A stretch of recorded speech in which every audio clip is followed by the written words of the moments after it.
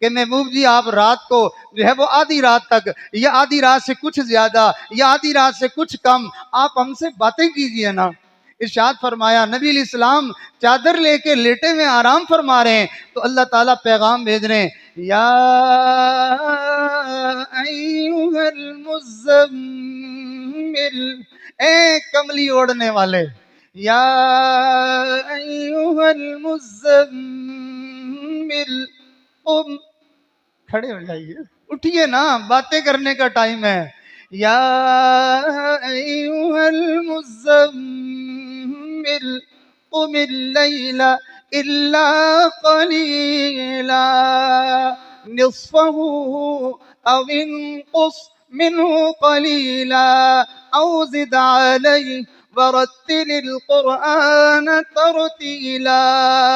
یہ ورتل القرآن ترتیلا کا جو مرضی ترجمہ جو ہے وہ کیا جائے، یہ جو بھی اس کا مفہوم بیان کیا جائے، لیکن عاشقانہ انداز میں اگر کہا جائے تو مطلب یہ بنتا ہے محبوب جی ہم سے مزے لے لے کے باتیں کیجئے نا، آپ ہم سے پیار بھری محبت بھری باتیں کیجئے نا، کہ اس لیے کہ اللہ سے ہم کلامی کا ایک ہی راستہ ہے کہ اللہ کا قرآن پڑھا جائے۔ قرآن پڑھنے والا گویا اللہ سے باتیں کر رہا ہوتا ہے۔ تو نبی علیہ الصلوۃ والسلام اللہ تعالیٰ سے باتیں فرماتے تھے تو اللہ تعالیٰ نے فرمایا نبی جی آرام آرام سے ٹھہر ٹھہر کے مزے لے لے کے آپ ہم سے باتیں فرمائیے۔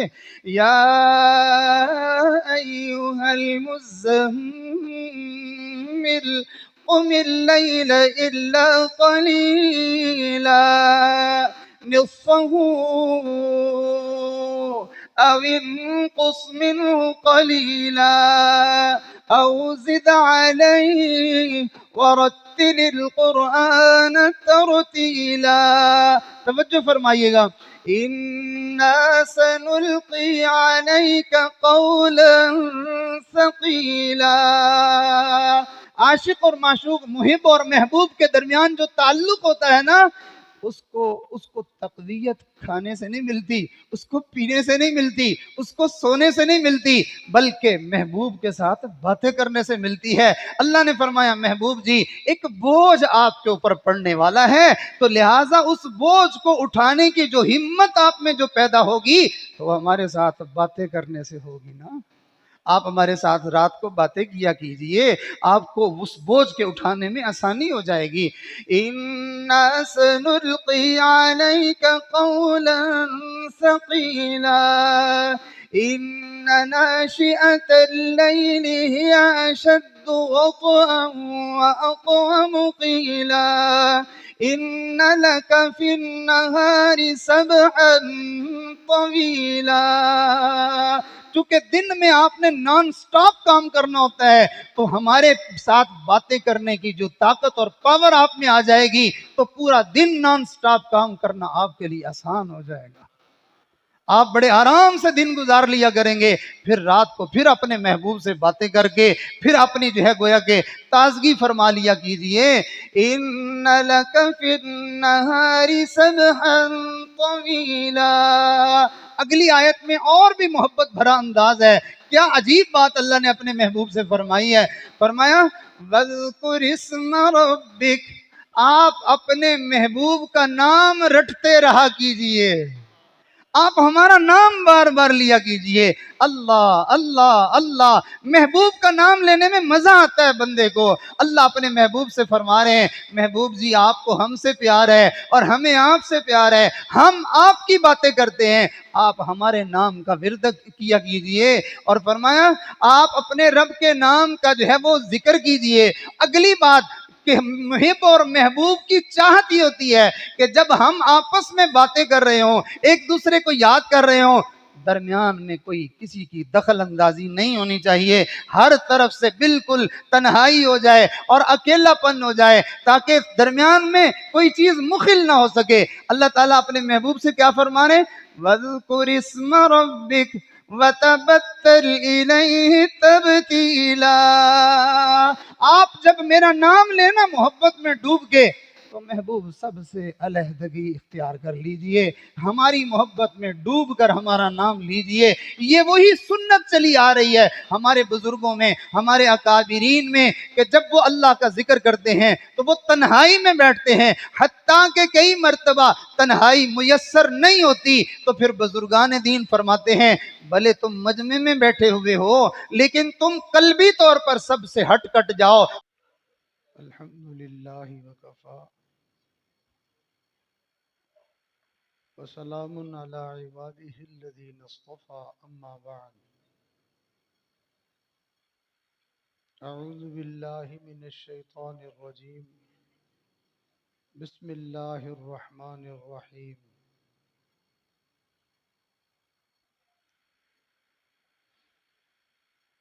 انا ارسلناک شاہدا ومبشرا ونذیرا لتؤمنوا باللہ ورسولہ وتعزروه وتوقروه وتسبحوه بكرة وأصيلا۔ وقال الله تعالى في مقام آخر: لقد جاءكم رسول من أنفسكم عزيز عليه ما عنتم حريص عليكم بالمؤمنين رؤوف رحيم۔ وقال الله تعالى في مقام آخر: ورفعنا لك ذكرك۔ صدق الله العظيم۔ سبحان ربك رب العزة عما يصفون وسلام على المرسلين والحمد لله رب العالمين۔ اللهم صل على سيدنا محمد وعلى آل سيدنا محمد وبارك وسلم۔ اللهم صل على سيدنا محمد وعلى آل سيدنا محمد وبارك وسلم۔ اللهم صل على سيدنا محمد وعلى آل سيدنا محمد وبارك وسلم۔ بھٹا صاحب،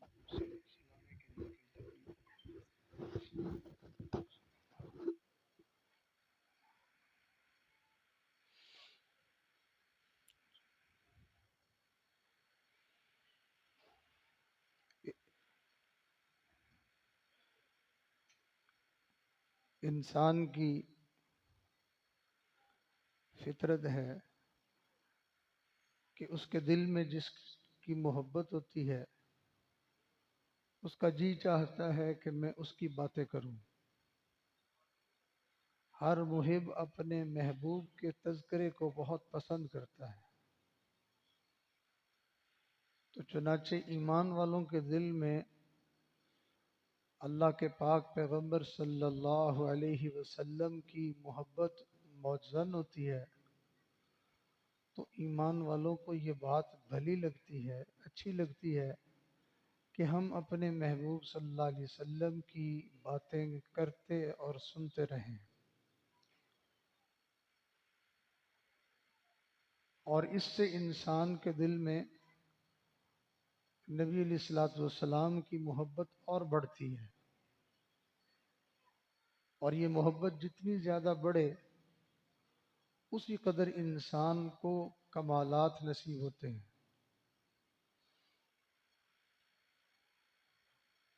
اس امت کے اندر اس نعمت کو اور اس سعادت کو جو سب سے زیادہ پایا ہے، سب سے زیادہ حاصل کیا ہے، تو اس ہستی اور اس شخصیت کا نام امام العاشقین خلیفہ اول جناب سیدنا صدیق اکبر رضی اللہ تعالی عنہ ہیں، اور اس امت کے اندر سب سے زیادہ کمال اللہ نے انہی کو عطا فرمائے تھے۔ چنانچہ جو انسان بھی نبی علیہ السلام کی محبت میں آگے بڑھتا ہے، اللہ تعالیٰ اس کی قدر و منزلت کو اتنا بڑھا دیتے ہیں، اس کو مقام اور مرتبہ اللہ تعالیٰ اتنا بلند عطا فرماتے ہیں۔ تو یہ مضمون ایسا ہے کہ انسان پوری زندگی بھی کہتا سنتا رہے تو اس سے انسان کے دل کی جو تڑپ ہے وہ پوری نہیں ہوتی، بلکہ یہ محبت دن بدن اور بڑھتی چلی جاتی ہے۔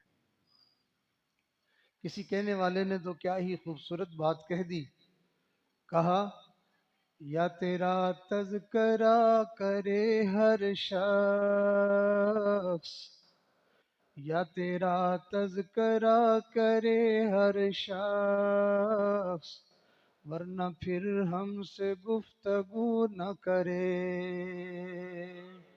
اے محبوب، ہمیں تو بس آپ کی باتیں اچھی لگتی ہیں، اگر ہم سے کسی نے بات کرنی ہے تو وہ آپ کی بات کرے، ورنہ پھر ہم سے کوئی بات ہی نہ کیا کرے۔ تو حضرات صحابہ اکرام رضوان اللہ تعالی علیہم اجمعین کا یہی حال تھا۔ نبی علیہ السلام کی مجلس میں بیٹھے رہتے تھے، محبوب کا دیدار کرتے رہتے تھے، آپ کی گفتگو کو سنتے رہتے تھے۔ اب وہاں سے اٹھ کے جدا ہوتے تھے، الگ اپنی مجلس اور اپنی جو ہے وہ نشست ہوتی تھی، تو آپس میں بیٹھ کے پھر اپنے کاروبار کی، اپنے معاملات کی بات نہیں کیا کرتے تھے، پھر آپس میں بیٹھ کے پھر نبی علیہ السلام کی باتیں شروع کر دیا کرتے تھے۔ اور عجیب ان کی محبت تھی کہ دوستوں سے اٹھ کے وہ لوگ گھر جاتے تھے تو گھر میں جا کے اپنے بیوی بچوں کے ساتھ ان کی باتیں نہیں کرتے تھے، بلکہ اپنے بیوی بچوں کے ساتھ جا کے پھر اللہ کے محبوب کی باتیں شروع کر دیا کرتے تھے۔ ان لوگوں کو نبی علیہ الصلوۃ والسلام کے علاوہ کسی چیز کو دیکھنا اچھا نہیں لگتا تھا، کسی کی بات ان کو اچھی نہیں لگتی تھی۔ چنانچہ ایک صحابی کے بارے میں آتا ہے کہ جب ان کو پتہ چلا کہ اللہ کے محبوب صلی اللہ علیہ وسلم دنیا سے پردہ فرما گئے ہیں تو انہوں نے اللہ تعالیٰ سے دعا مانگنا شروع کر دی، اے اللہ، جب آپ نے میرے محبوب کو ہی اٹھا لیا ہے تو اب میں نے ان آنکھوں کو کیا کرنا ہے، تو مجھ سے اب میری بینائی بھی واپس لے لیں۔ اللہ اکبر! یہ نبی علیہ الصلوۃ والسلام کے عشاق تھے اور نبی علیہ السلام کی باتیں کرتے رہتے تھے۔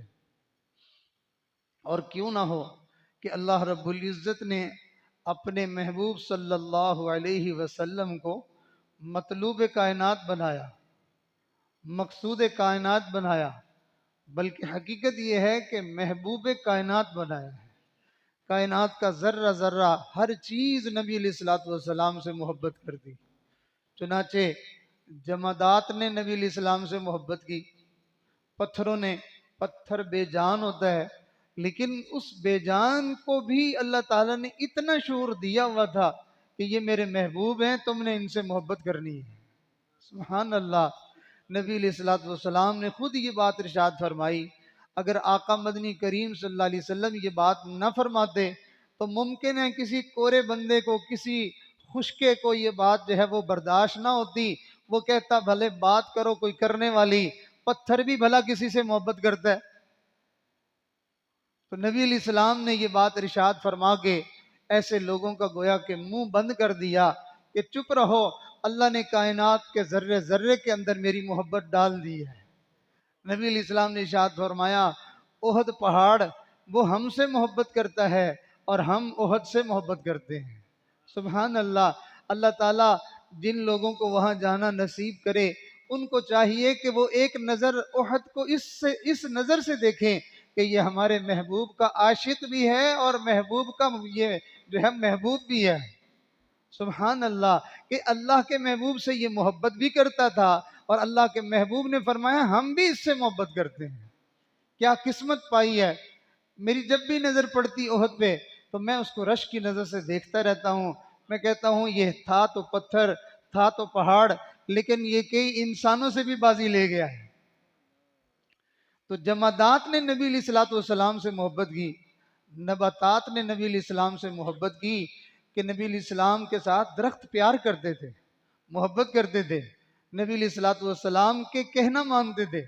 چنانچہ مشہور حدیث ہے، ایک مرتبہ نبی علیہ السلام کو قضاء حاجت سے فارغ ہونے کی ضرورت تھی تو اس میں جو ہے وہ نبی علیہ السلام کے لیے کوئی پردے کا ایسا انتظام نہیں تھا، تو دور دور درخت کھڑے تھے، تو اللہ کے محبوب نے دائیں طرف اشارہ کیا اور بائیں طرف اشارہ کیا، درخت ہلے، اپنی جڑوں کو انہوں نے نکالا اور وہ دوڑتے ہوئے آ کے نبی علیہ السلام کے گرد جمع ہو گئے اور اپنی ٹہنیوں کو انہوں نے جھکا دیا۔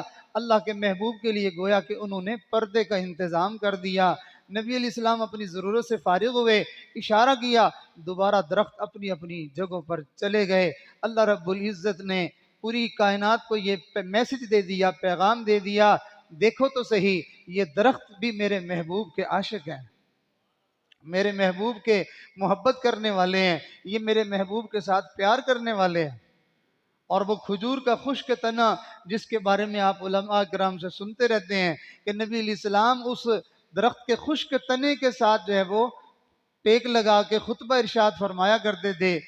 ایک صحابی جو لکڑی کا کام جانتے تھے، انہوں نے عرض کیا بارگاہ اقدس میں کہ اللہ کے محبوب اگر آپ اجازت دیں تو میں آپ کے لیے ممبر بنا کے پیش کروں، آپ اس پر جلوہ افروز ہوا کریں گے، آپ کو بھی آسانی ہو جائے گی اور آپ کے چاہنے والے اور آپ کے مشتاق اور آپ کی زیارت کرنے والے لوگوں کو بھی آسانی ہو جائے گی کہ آپ اوپر تشریف فرماؤں گے تو سب کو زیارت کرنے میں سہولت رہے گی۔ تو نبی علیہ الصلوۃ والسلام اپنی امت کے لیے بہت زیادہ آسانی فرمایا کرتے تھے۔ اللہ کے محبوب کا بڑا جی چاہتا تھا میری امت کو جتنی اللہ تعالیٰ کے سامنے سے، اللہ تعالیٰ کے خزانوں سے آسانیاں میسر آ سکیں، میں ان کو وہ آسانیاں پہنچا دوں۔ تو نبی علیہ السلام نے زیارت کرنے والوں کے لیے بھی آسانی فرما دی۔ اب آپ نے دیکھا نا، کئی مرتبہ کچھ لوگ ایسے ہوتے ہیں کہ طبیعت کے اندر ذرا شرمیلا پن ہوتا ہے، تو وہ اپنے چہرے کو کئی مرتبہ چھپائے رکھتے ہیں۔ چنانچہ اس امت کے اندر بھی بہت سارے ایسے بزرگ گزرے ہیں کہ وہ اپنا چہرہ کھولتے نہیں تھے۔ ایک اللہ والے کے بارے میں آتا ہے کہ وہ ان کے چہرے پہ ایسا نور تھا کہ کوئی ان کا چہرہ دیکھنے کی ہمت نہیں رکھتا تھا۔ تو میں سوچتا ہوں کہ وہ جتنا بھی منور، جتنا بھی روشن چہرہ تھا تو وہ پھر بھی غلام کا ہی نہ، تو آقا کے چہرے کا کیا عالم ہوگا۔ تو وہ اپنے چہرے کو رومال سے چھپا کے رکھتے تھے۔ ایک مرتبہ ان کے شاگرد نے ان سے عرض کی حضرت اتنے عرصے سے میں آپ کی خدمت میں ہوں اور آپ کے پاس میں نے جو ہے وہ علم حاصل کیا ہے، میرا بڑا جی چاہتا ہے کہ میں آپ کا دیدار کروں، تو ایک دفعہ جو ہے وہ اپنا چہرہ مجھے دکھائیں۔ حضرت نے کپڑا جو ہٹایا تو اس نوجوان نے چہرے کی زیارت کی، تو وہ نبی علیہ السلام کے غلام کا وہ چہرہ اتنا روشن اور منور تھا کہ وہ نوجوان اس کی چمک کو اور اس کے نور کو دیکھ کے برداشت نہ کر سکا، بے ہوش ہو کے گر گیا۔ اللہ اکبر کبیرہ، صحابہ اکرام سچ فرماتے تھے نبی علیہ الصلوۃ والسلام کے چہرہ انور کے اوپر اللہ رب العزت نے پردے ڈال دیے تھے۔ اگر وہ پردے نہ ہوتے تو دنیا میں کسی انسان کے بس کی بات نہیں تھی کہ وہ محبوب کے چہرے کو دیکھ سکتا۔ وہ کیسا چہرہ ہوگا، وہ کتنا خوبصورت جو ہے وہ مکھڑا ہوگا کہ جس کے بارے میں حدیث مبارک قرآن مجید میں آتا ہے کہ نبی علیہ الصلوۃ والسلام اللہ رب العزت کی طرف سے پیغام کے منتظر رہا کرتے تھے۔ واہ، محبوب کو اللہ تعالیٰ سے کتنی محبت دی اور اللہ کو اپنے محبوب سے کتنی محبت دی۔ چنانچہ اس بات سے اندازہ لگائیے کہ جتنی محبت زیادہ ہوتی ہے اتنی پیغام رسانی زیادہ ہوتی ہے، جتنی محبت زیادہ ہوتی ہے تو پیغام کا آنا جانا سلسلہ اتنا زیادہ ہوتا ہے۔ اب جو عاشق لوگ ہوتے ہیں وہ تو اس بات کو اچھی طرح سمجھتے ہیں کہ ہر تھوڑی دیر کے بعد جو ہے وہ میسج آ جا رہا ہوتا ہے، تو وہ محبت کے ہاتھوں مجبور ہوتے ہیں۔ یہ تو نفسانی، شیطانی، شہوانی محبت ہے۔ تو یہ معاملہ ہے، آپ سوچئے پاکیزہ محبت کیسی ہوتی ہوگی اور اس کے اندر مٹھاس کیسی ہوتی ہوگی۔ چنانچہ اللہ رب العزت نبی علیہ السلام سے محبت فرماتے تھے۔ اب ذرا اس کا اندازہ اس بات سے لگائیے کہ دنیا میں بعض انبیاء تشریف لائے تو ان کے اوپر پوری زندگی میں صرف ایک دفعہ اللہ کا پیغام آیا جبرائیل علیہ السلام کے ذریعے سے، کسی کے پاس 2 دفعہ آیا، کسی کے پاس 10 دفعہ آیا، کسی کے پاس 100 دفعہ آیا اور کسی کے پاس چند 100 دفعہ آیا۔ لیکن جب باری محبوب کی آئی تو نبی علیہ السلام کے پاس اللہ رب العزت کا پیغام لے کر حضرت جبرائیل علیہ السلام، علماء نے فرمایا تقریباً کوئی 24,000 مرتبہ آئے۔ اب اتنی کثرت سے اللہ تعالیٰ کی طرف سے پیغام آتا تھا لیکن محبوب کے دل پھر نہیں پورا ہوتا تھا، پھر آسمانوں کی طرف بار بار نظر اٹھاتے تھے کہ میرے محبوب کی طرف سے، میرے اللہ کی طرف سے مجھے کب پیغام آئے گا۔ بار بار جو آسمانوں کی طرف دیکھتے تھے تو اس کے اوپر اللہ تعالیٰ کی طرف سے آیت نازل ہو گئی۔ ارشاد فرمایا قد نرى تقلب وجهك في السماء قد نرى تقلب وجهك في السماء. محبوب آپ جو آسمان کی طرف دیکھتے ہیں تو ہم آپ کا چہرہ دیکھتے ہیں. سبحان اللہ. اللہ رب العزت نے محبوب کے چہرے میں کیا کشش رکھی ہوئی تھی، کیا محبت رکھی ہوئی تھی. تو جانور بھی نبی علیہ الصلوۃ والسلام سے محبت کرتے تھے. بکریوں نے محبت کی، ہرن نے محبت کی، اونٹوں نے محبت کی، اور بہت سارے جانوروں کے واقعات ہیں. عجیب بات تو یہ ہے کہ جو عقل کا کھوٹا ہو اسی کو تو کھوتا کہتے ہیں، کہ کسی کو گالی دینی ہو، موٹے دماغ والا ہو تو لوگ اس کو کہتے ہیں تو گدھا ہے، تجھے تو عقل ہی کوئی نہیں. جس کو ہم کہتے ہیں کہ تجھے عقل ہی کوئی نہیں، تو گدھا ہے، اس گدھے نے بھی اللہ کے محبوب صلی اللہ علیہ وسلم سے ٹوٹ کے پیار کیا ہے. معلوم ہوا کہ جو محبوب کی محبت کو نہ پا سکے وہ گدھا بھی نہیں. اس کو گدھا کہنا بھی گدھے کی توہین ہو جاتی ہے کہ گدھے نے تو نبی علیہ الصلوۃ والسلام سے محبت کی تھی. چنانچہ صحابہ کرام فرماتے ہیں ایک گدھا نبی علیہ السلام کی خدمت میں رہتا تھا.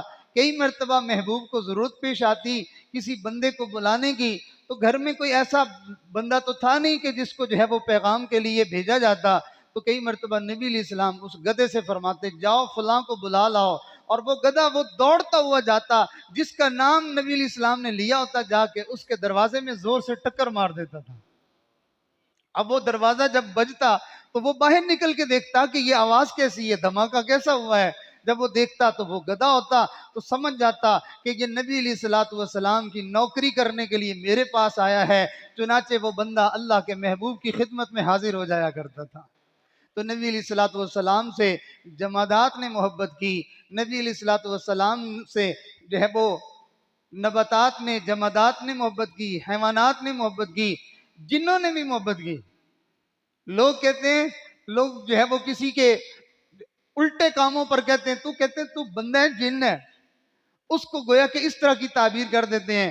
جن کی حرکتیں، جن کی شرارتوں پر دوسرے انسانوں کو جو ہے وہ تعبیر کیا جاتا ہے کہ تو بندہ ہے کہ جن ہے، ان شرارتی جنوں نے بھی اللہ کے محبوب سے محبت کی ہے.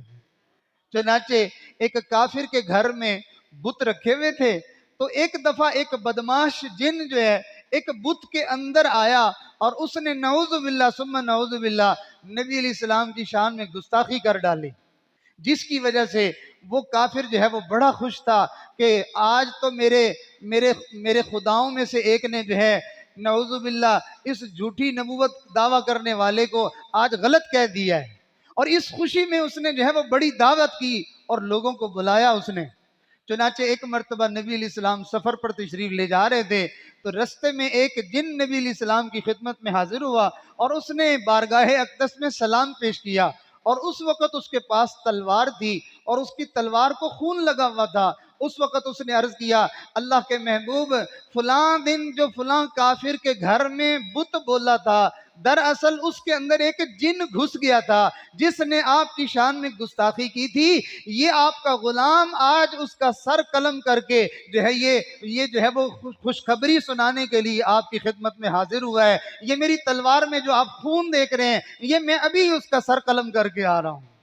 سبحان اللہ. نبی علیہ الصلوۃ والسلام سے جنات نے بھی محبت کی، اور نبی علیہ الصلوۃ والسلام سے فرشتے بھی محبت کرتے ہیں، اور نبی علیہ الصلوۃ والسلام کے ساتھ انسانوں نے تو محبتوں کی داستانیں قائم کر دی ہیں. صحابہ اکرام نے ایسی ایسی مثالیں پیش کی ہیں، پھر تابعین نے، پھر تبع تابعین نے، یہ سلسلہ اب تک چل رہا ہے. ایک سے بڑھ کے ایک عاشق جو ہے وہ نبی علیہ الصلوۃ والسلام کا اللہ تعالیٰ دنیا والوں کے سامنے کرتے ہیں. دیکھو یہ میرے نبی کے چاہنے والے ہیں. اس پر کسی نے کیا خوبصورت شعر کہا پنجابی کا، فرمایا ویکھیا جے یوسف نو، ویکھیا جے یوسف نو انگلیاں کٹیاں، ویکھیا جے یوسف نو انگلیاں کٹیاں، آقا دے دیوانیاں نے جانا وار سٹیاں. ویکھیا جے یوسف نو انگلیاں کٹیاں، آقا دے دیوانیاں نے جانا وار سٹیاں. پیار دی اخیر ویکھی او دے عاشقین دی جگ دے حسینہ کولوں ود کے حسین دی جو ہے وہ حسن وہ ہوتا ہے جو جس کو سوکن بھی مان جائے، اور جو ہے جادو وہ ہوتا ہے جو سر چڑھ کے بولے۔ تو کافر لوگ نبی علیہ الصلوۃ والسلام کے صحابہ کے عشق کی گواہی دینے پر مجبور ہو گئے، کہنے لگے ہم نے اصحاب محمد کو محمد صلی اللہ علیہ وسلم کے ساتھ جو محبت کرتے ہوئے دیکھا ہے، ایسی محبت کرنے والے لوگ ہم نے زندگی میں کبھی نہیں دیکھے ہیں۔ اور واقعی نبی علیہ الصلوۃ والسلام سے ایمان والوں نے ایسی محبت کی ہے کہ دلوں کے بھید جاننے والے پروردگار نے بھی گواہی دی ہے۔ جو اللہ رب العزت دل کی حالت کو جانتے ہیں، وہ پروردگار ایمان والوں کی محبت کی گواہی دے رہے ہیں۔ ارشاد فرمایا النبی اولا بالمؤمنین من انفسهم النبی اولا بالمؤمنین من انفسهم وازواجه امہاتہم۔ یہ ایمان والے اپنی جانوں سے بڑھ کر نبی علیہ السلام کے ساتھ محبت کرتے ہیں۔ اللہ رب العزت کی طرف سے گواہی آ گئی، اور کیوں نہ کوئی سارا جہان محبت کرے، اللہ کے محبوب اللہ کے جو محبوب ہیں۔ جب اس کائنات کا بنانے والا ان سے محبت کرتا ہے تو پھر کائنات کا ذرہ ذرہ بھلا ان سے کیوں پیار نہیں کرے گا؟ جیسے ایمان والوں کا دل یہ چاہتا ہے کہ نبی علیہ الصلوۃ والسلام کی باتیں ہوتی رہیں، آپ کے تذکرے ہوتے رہیں، یوں لگتا ہے کہ اللہ رب العزت کی بھی چاہت یہی ہے کہ بس میرے محبوب کے تذکرے ہوتے ہی رہیں۔ چنانچہ قرآن مجید کو اللہ رب العزت نے نازل فرمایا تو قرآن کے 30 پاروں کو آپ کھول کے دیکھیں، ہر صفحے پر، ہر دوسرے صفحے پر، ہر تیسرے صفحے پر اللہ اپنے محبوب کی کوئی نہ کوئی بات کرتے ہیں، کہیں نہ کہیں تذکرہ کرتے ہیں۔ حتیٰ کہ محبوب کی رسالت کو ہی اللہ نے بیان کرنا تھا تو قرآن مجید کے اندر اللہ نے نہ صرف اس کا تذکرہ کیا بلکہ قرآن کی قسم کھا کر اللہ تعالیٰ نے اپنے محبوب کی رسالت کو بیان کیا۔ ارشاد فرمایا یاسین والقرآن الحکیم انک لمن المرسلین علی صراط مستقیم تنزیل العزیز الرحیم۔ اللہ تعالیٰ فرمانے والقرآن الحکیم، قسم ہے حکمتوں بھرے قرآن کی، انکا لمن المرسلین، بے شک آپ ہمارے بھیجے ہوئے ہیں، آپ ہمارے رسول ہیں۔ سبحان اللہ، اللہ تعالیٰ اپنے نبی کی رسالت کو قرآن کی قسمیں کھا کے بیان فرما رہے ہیں۔ اور نبی علیہ الصلوۃ والسلام نے اگر جو ہے وہ چادر لی ہوئی ہے تو اللہ تعالیٰ نے اس چادر کا تذکرہ قرآن میں کر لیا، کوئی کپڑا لیا ہوا ہے تو اس کپڑے کا تذکرہ اللہ نے قرآن میں کر دیا، محبوب کسی خاص حالت اور کیفیت میں ہیں اللہ نے اس کا تذکرہ قرآن میں کر دیا، محبوب جس شہر میں ہیں اللہ نے اس شہر کا تذکرہ قرآن میں کر دیا، محبوب جس کیفیت میں جاتے ہیں اللہ اسی کیفیت کا تذکرہ قرآن میں کرتے ہیں۔ اللہ تعالیٰ اپنی محبت کا اظہار فرما رہے ہیں کہ ہمیں اپنے محبوب سے بہت محبت ہے۔ اور پھر آپ دیکھیں نا، ہر محب اپنے محبوب کی رات کے وقت ملاقات جاتا ہے کہ میرے ساتھ یہ باتیں کرے اور میرے سامنے آ جائے اور ہمارا وقت رات کا اکٹھے گزرے۔ اب دیکھیے اللہ اپنے محبوب سے رات کے وقت باتیں کرنے کی کیسے جو ہے وہ اللہ تعالیٰ فرمائش فرما رہے ہیں کہ محبوب جی آپ رات کو جو ہے وہ آدھی رات تک یا آدھی رات سے کچھ زیادہ یا آدھی رات سے کچھ کم آپ ہم سے باتیں کیجئے نا۔ ارشاد فرمایا نبی علیہ السلام چادر لے کے لیٹے ہوئے آرام فرما رہے ہیں تو اللہ تعالیٰ پیغام بھیج رہے ہیں یا ایھا المزمل، اے کملی اوڑھنے والے، یا ایھا المزمل قم، کھڑے ہو جائیے، اٹھیے نا، باتیں کرنے کا ٹائم ہے۔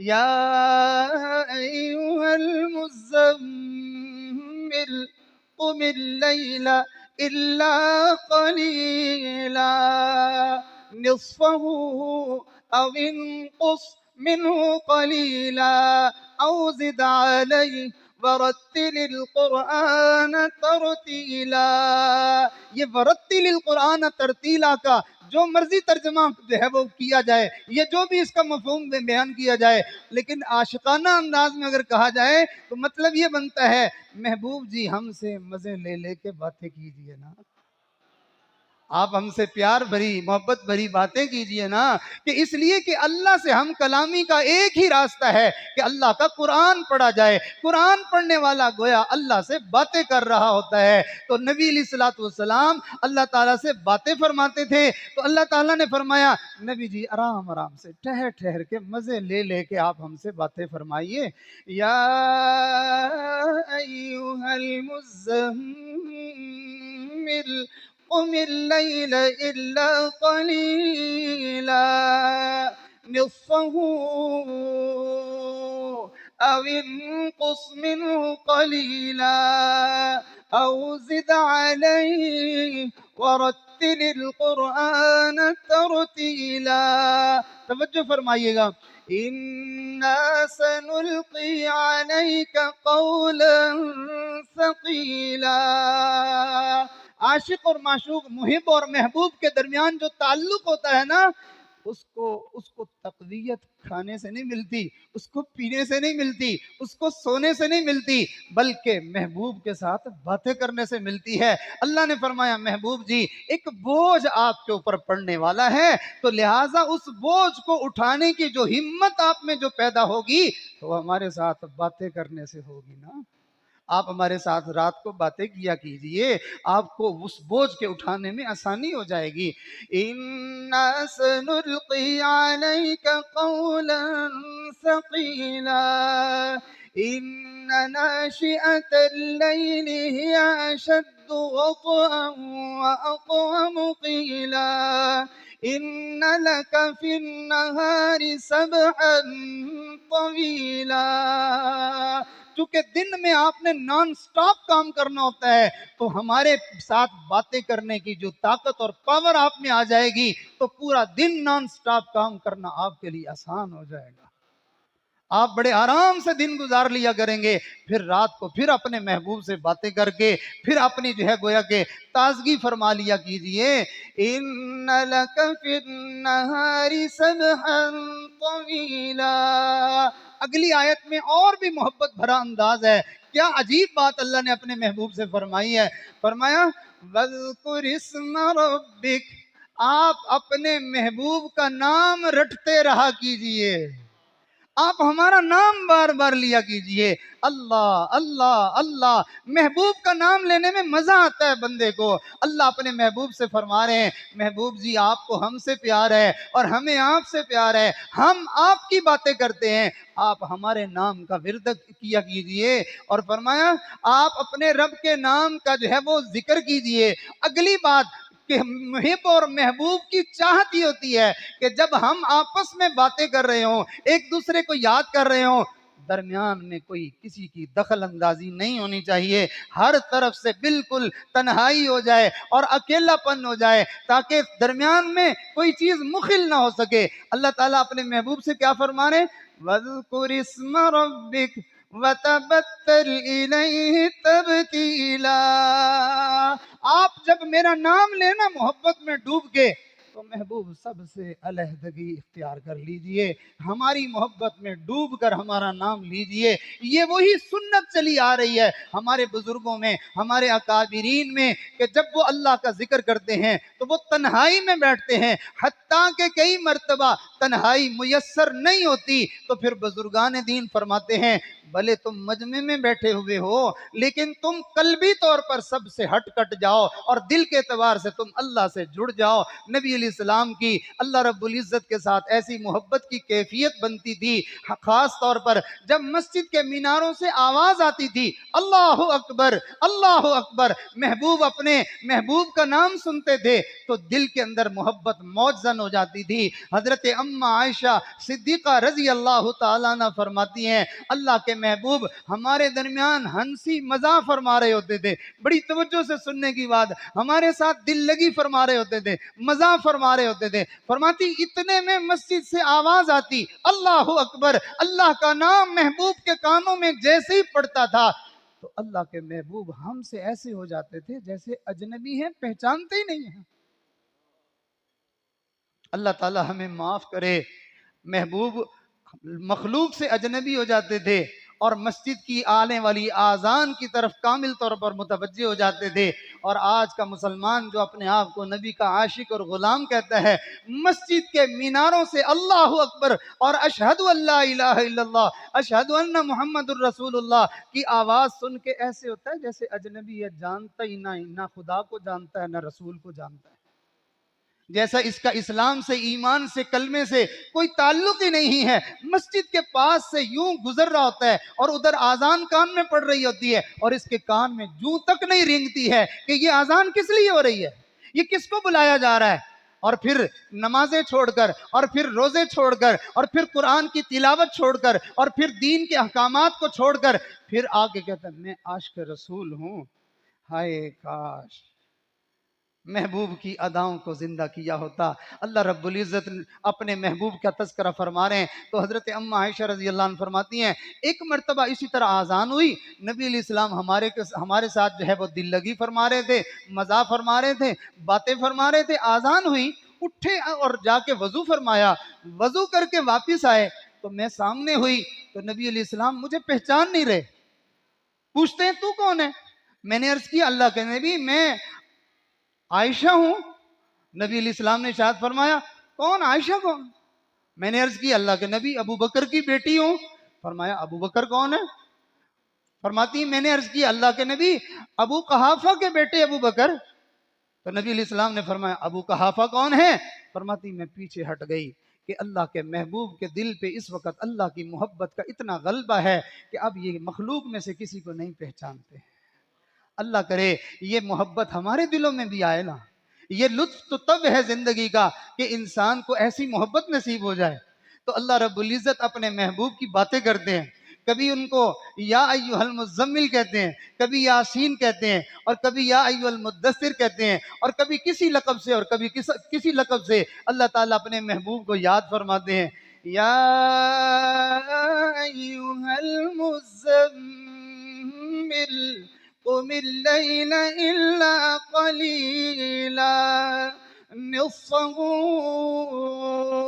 او انقص منه قلیلا او زد علیہ ورتل القرآن ترتیلا۔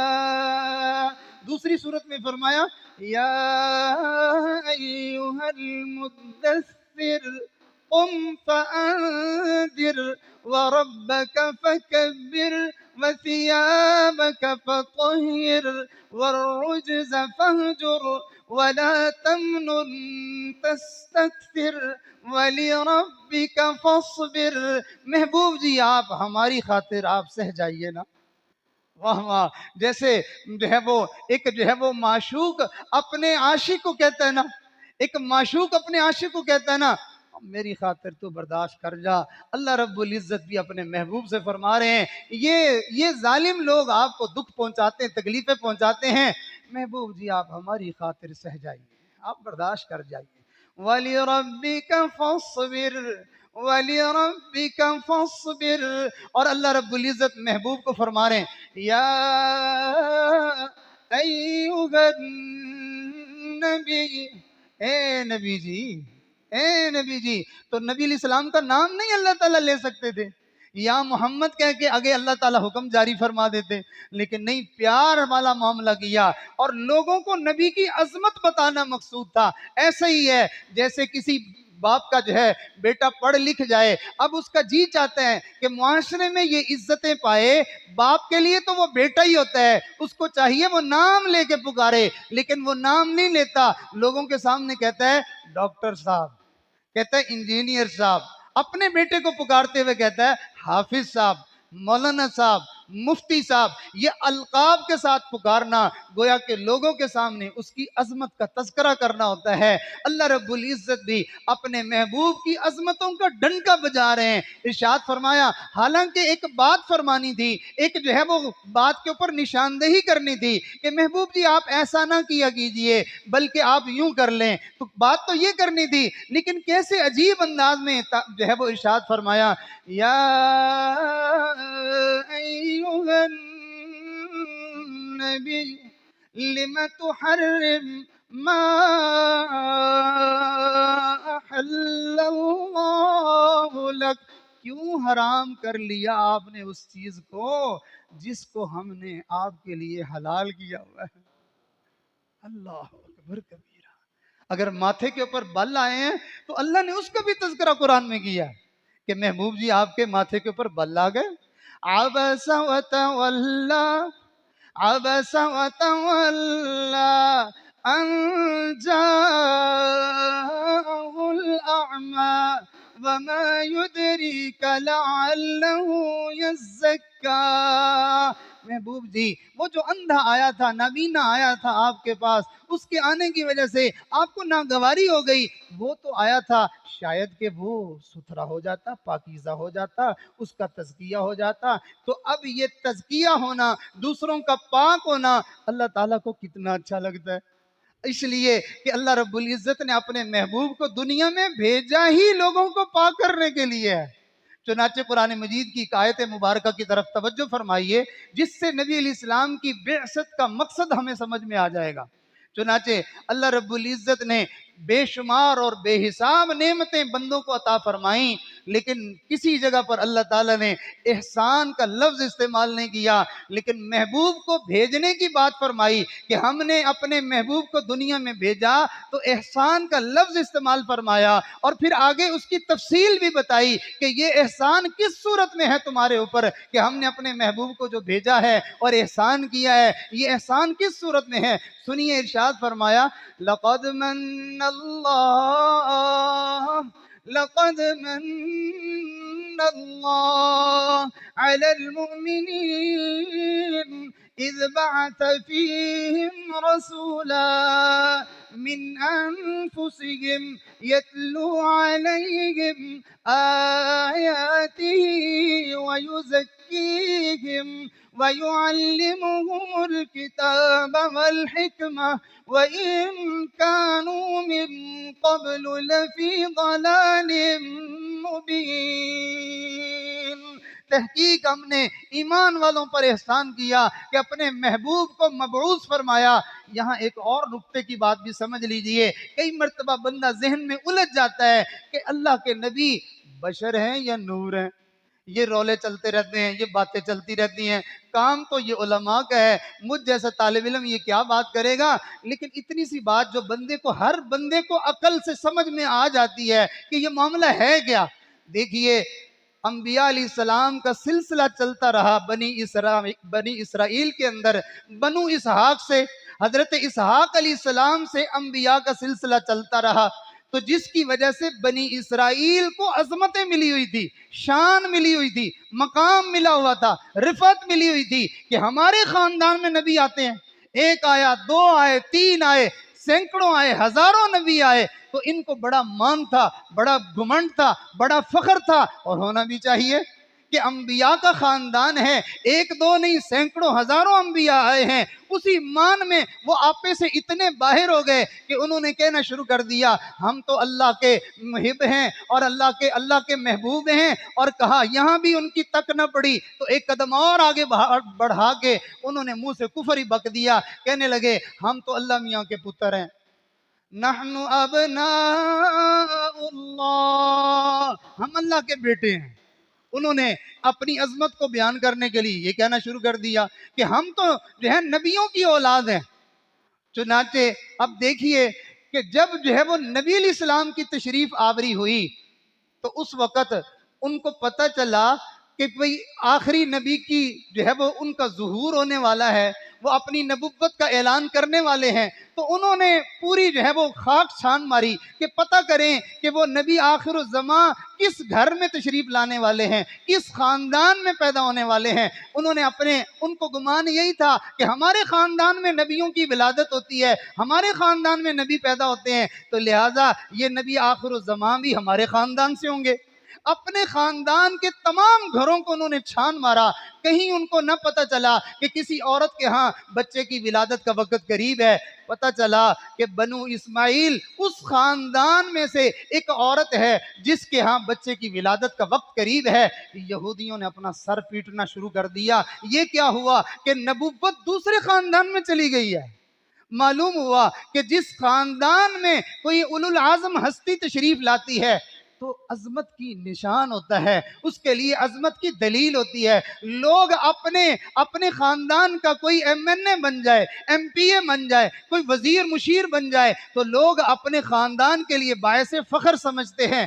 یار لوگوں نے یہ کہنا شروع کر دیا کہ نبی علیہ السلام نور ہیں، گویا کہ بشر سے، بنو نوح انسانوں میں سے ان کا نام نکال کر فرشتوں میں شامل کر دیا تو ساری عظمتیں فضیلتیں تو فرشتوں کے حصے میں چلی گئی۔ پھر انسان کا شرف کہاں رہا، پھر انسان کی بزرگی کہاں رہی؟ انسان کو جو عظمت ملی ہے، جو رفعت ملی ہے، جو مقام ملا ہے، وہ تو ملا ہی اس کملی والے کے صدقے میں ہے، اس کملی والے کے طفیل میں ملا ہے۔ کسی اللہ والے نے کیا خوبصورت شعر کہا، فرمایا بے شک وہ بشر ہیں لیکن تشہد میں آذانوں میں جہاں دیکھو خدا کے نام کے بعد ان کا نام آیا، وہ آئے جب تو عظمت بڑھ گئی دنیا میں انسان کی،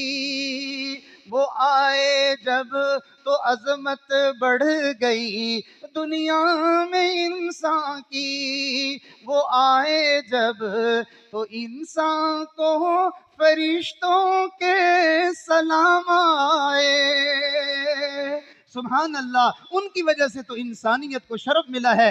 دیکھیے تو صحیح، انسان کی عظمت کو بیان کرنے کے لیے اللہ نے قرآن میں 4 قسمیں کھائی ہیں، 4 قسمیں کھا کے بتایا ہے کہ ہم نے انسان کو بہترین بنایا ہے، اور انسانوں میں سب سے بڑے انسان، سب سے عظیم انسان، سب سے باکمال انسان کا نام حضرت محمد صلی اللہ علیہ وسلم ہے۔ اللہ رب العزت ارشاد فرماتے ہیں والتین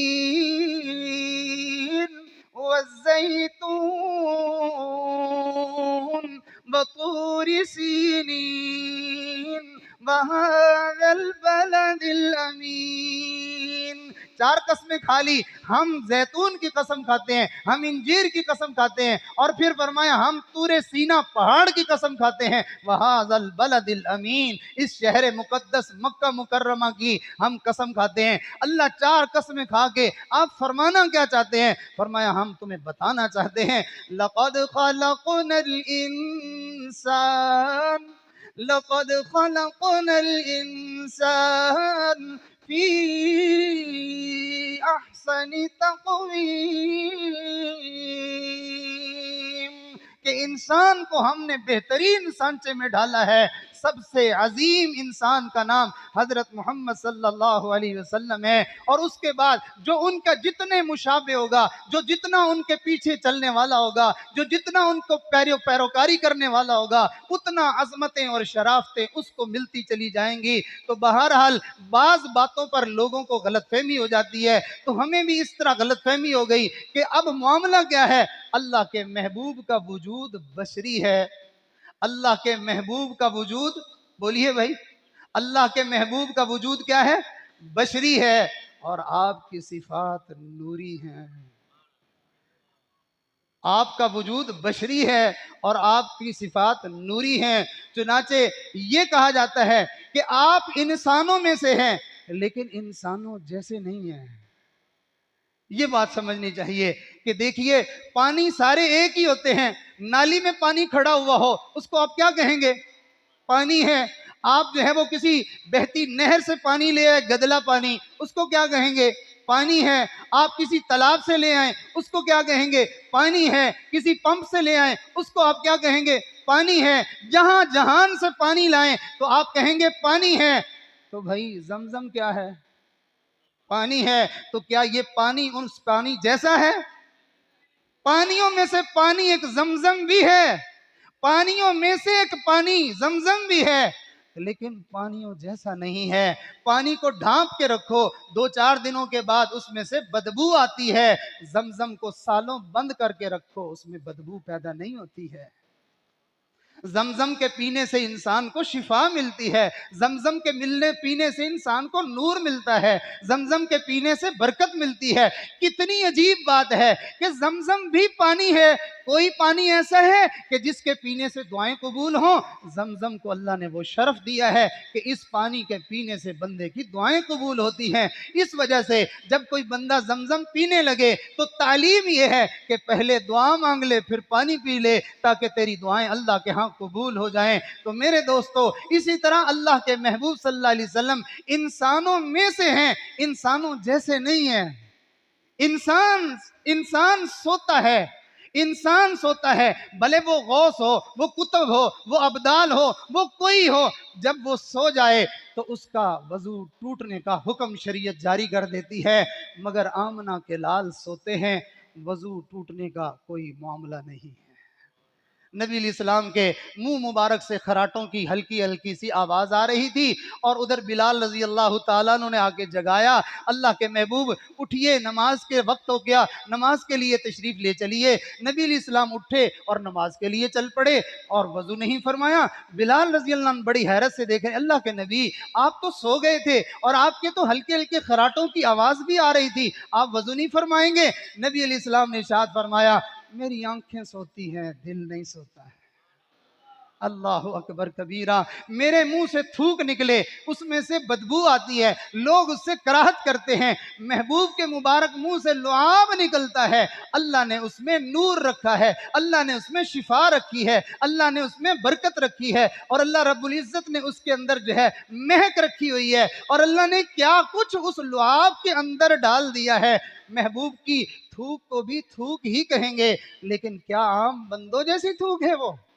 محبوب کی بھی مبارک آنکھیں تھی نا بھائی، لیکن کیا وہ مبارک آنکھیں باقی لوگوں کی آنکھوں جیسی تھی؟ نہ، مبارک آنکھیں تو تھی لیکن لوگوں جیسی آنکھیں نہیں تھی. ہماری آنکھیں صرف آگے دیکھتی ہیں، محبوب کی آنکھیں پیچھے بھی دیکھتی تھی. ہماری آنکھیں صرف روشنی میں دیکھتی ہیں، محبوب کی آنکھیں اندھیرے میں بھی دیکھتی تھی. ہماری آنکھیں صرف جو ہے وہ انسانوں کو دیکھتی ہیں، محبوب کی آنکھیں فرشتوں کو بھی دیکھتی تھی. اور ہماری آنکھیں صرف انسانوں کو دیکھتی ہیں، اور محبوب کو اللہ نے وہ نگاہیں دیتی جو خود اللہ رب العزت کا بھی دیدار کرتی تھی.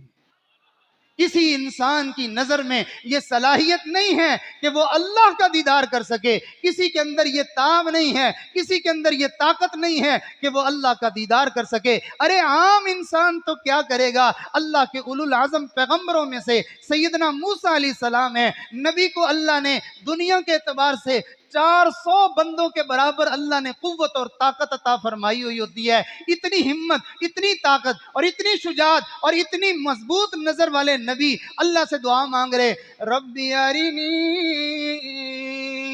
انظر الیک، ربی ارینی انظر الیک. آگے سے اللہ کی طرف سے اپنے لاڈلے کو، اپنے کلیم کو کیا جواب آ رہا ہے؟ قال لن ترانی. اے موسیٰ تو میرا کلیم ضرور ہے، تو میرا لاڈلہ ضرور ہے، تو میرا پیارا ضرور ہے، تو مجھے دیکھنے کی فرمائش کر رہا ہے. کلیم ہم ایڈے سونے ہیں کہ تو دیکھ نہیں سکتا. ہم اتنے حسین ہیں، ہم اتنے خوبصورت ہیں کہ تیرے اندر ہمیں دیکھنے کی، ہمارا دیدار کرنے کی صلاحیت نہیں ہے، تو برداشت نہیں کر سکے گا. قال لن ترانی ولكن انظر إلى الجبل فإن استقر مكانه فسوف تراني فلما تجلى ربه للجبل جعله دكا وخر موسى صعقا۔ اللہ فرماتے ہیں کلیم تیری فرمائش موڑی بھی نہیں جاتی، تو لاڈلا ہے، پیارا ہے، تو نے ہمیں دیکھنے کی فرمائش کر دی، ہمیں تو دیکھ نہیں سکتا، البتہ ہم اپنے حسن کا ایک جو ہے وہ نظارہ، ایک جھلک، ایک پرتاؤ، ایک عکس جو ہے اس پہاڑ کے اوپر ڈال رہے ہیں، ذرا تو ادھر دیکھ لے۔ موسیٰ علیہ السلام نے پہاڑ کی طرف دیکھا، اللہ کی تجلی پڑی حسن کی، وہ پہاڑ ریزہ ریزہ ہو گیا، اور موسیٰ علیہ السلام اس حسن کی چمک کو، تجلی کو دیکھ کر تاب نہ لا سکے، بے ہوش ہو کے گر گئے۔ واہ میں قربان جاؤں آمنہ کے لال پر، کملی والے پر، کہ اللہ نے محبوب کو کیسی مبارک آنکھیں عطا فرمائی تھیں۔ آنکھوں میں سے آنکھیں تو ہیں، آنکھوں جیسی آنکھیں نہیں ہیں۔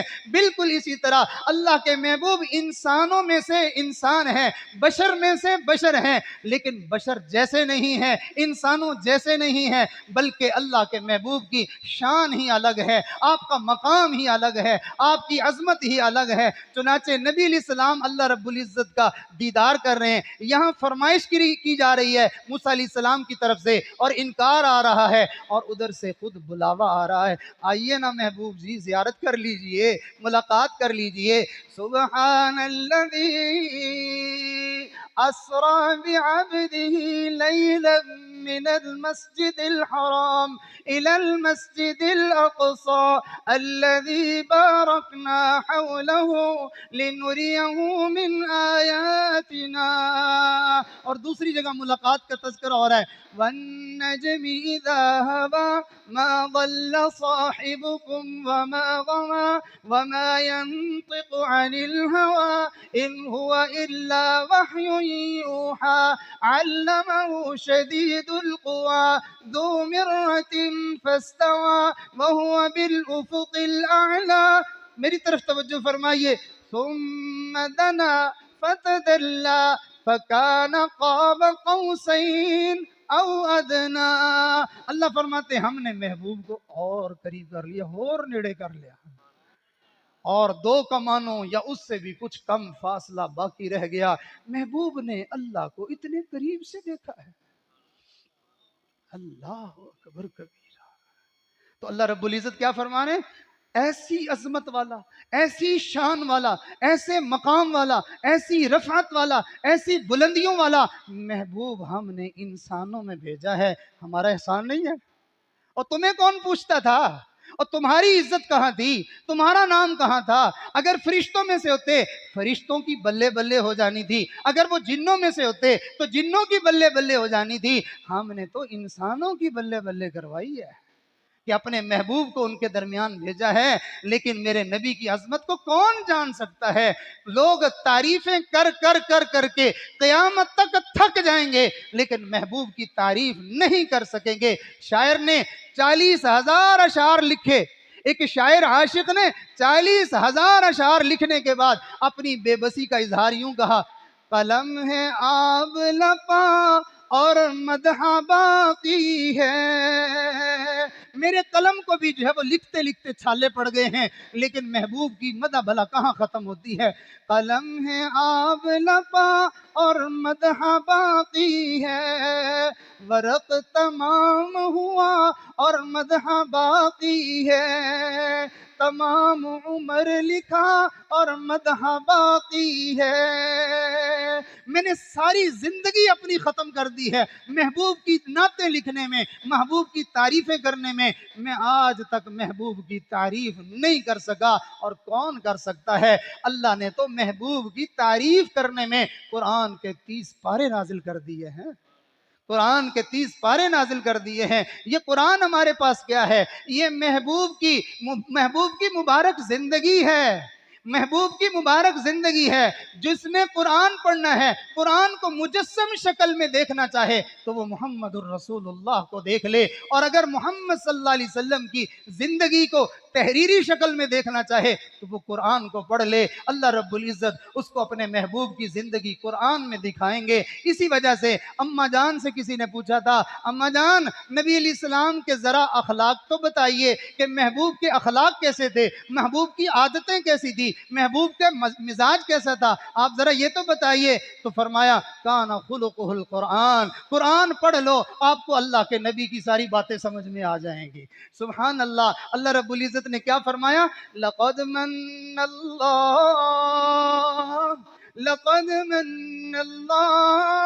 علی المؤمنین اذ بعث فیہم رسولا من انفسہم، ان انسانوں میں سے ہم نے تمہیں میں سے ایک اپنے محبوب کو مبعوث فرمایا، اور پھر فرمایا ان کا کام کیا ہے؟ یتلو علیہم آیاتہ، محبوب ہماری آیتیں پڑھ پڑھ کے سناتے ہیں۔ سبحان اللہ۔ کوئی دنیا میں نبی آیا جس نے اللہ کے قرآن کی آیتیں پڑھ کے سنائی ہوں؟ ارے کوئی نبی نہیں آیا، کسی نبی نے قرآن کی آیت نہیں پڑھی، حتیٰ کہ کسی فرشتے نے قرآن کی آیت نہیں پڑھی، وہ اور جبرائیل نے صرف پڑھی ہے، وہ بھی کملی والے کے صدقے میں پڑھی ہے۔ سبحان اللہ۔ یہ امت ہے، اس کو محبوب کی وجہ سے شرف ملا ہے، شان ملی ہے، عظمت ملی ہے۔ فرمایا ابھی جو ہے وہ دنیا نہیں بنی تھی، ابھی یہ کائنات نہیں بنی تھی، کہ اس کائنات کے بننے سے ہزاروں برس پہلے اللہ رب العزت نے فرشتوں کے سامنے سورہ طٰہٰ کی تلاوت فرمائی تھی۔ فرشتے اس تلاوت کو سن کے بے ہوش ہو گئے تھے اور اللہ رب العزت کی تعریفیں کر رہے تھے، اور پھر اس کے بعد فرشتے رش کر کے یہ کہہ رہے تھے کیا خوش قسمت وہ امت ہوگی کہ جس امت کے سینوں کے اندر اس قرآن کو محفوظ کر دیا جائے گا۔ تو ارشاد فرمایا محبوب ہماری آیات پڑھ پڑھ کے سناتے ہیں۔ ان آیات کے پڑھ کے سنانے سے کیا ہوتا ہے؟ یہ آیتیں جو پڑھی جائیں قرآن کی، اس سے کیا ہوتا ہے؟ سنیے اللہ بتا رہے ہیں کیا ہوتا ہے۔ انما المؤمنون الذین اذا ذکر اللہ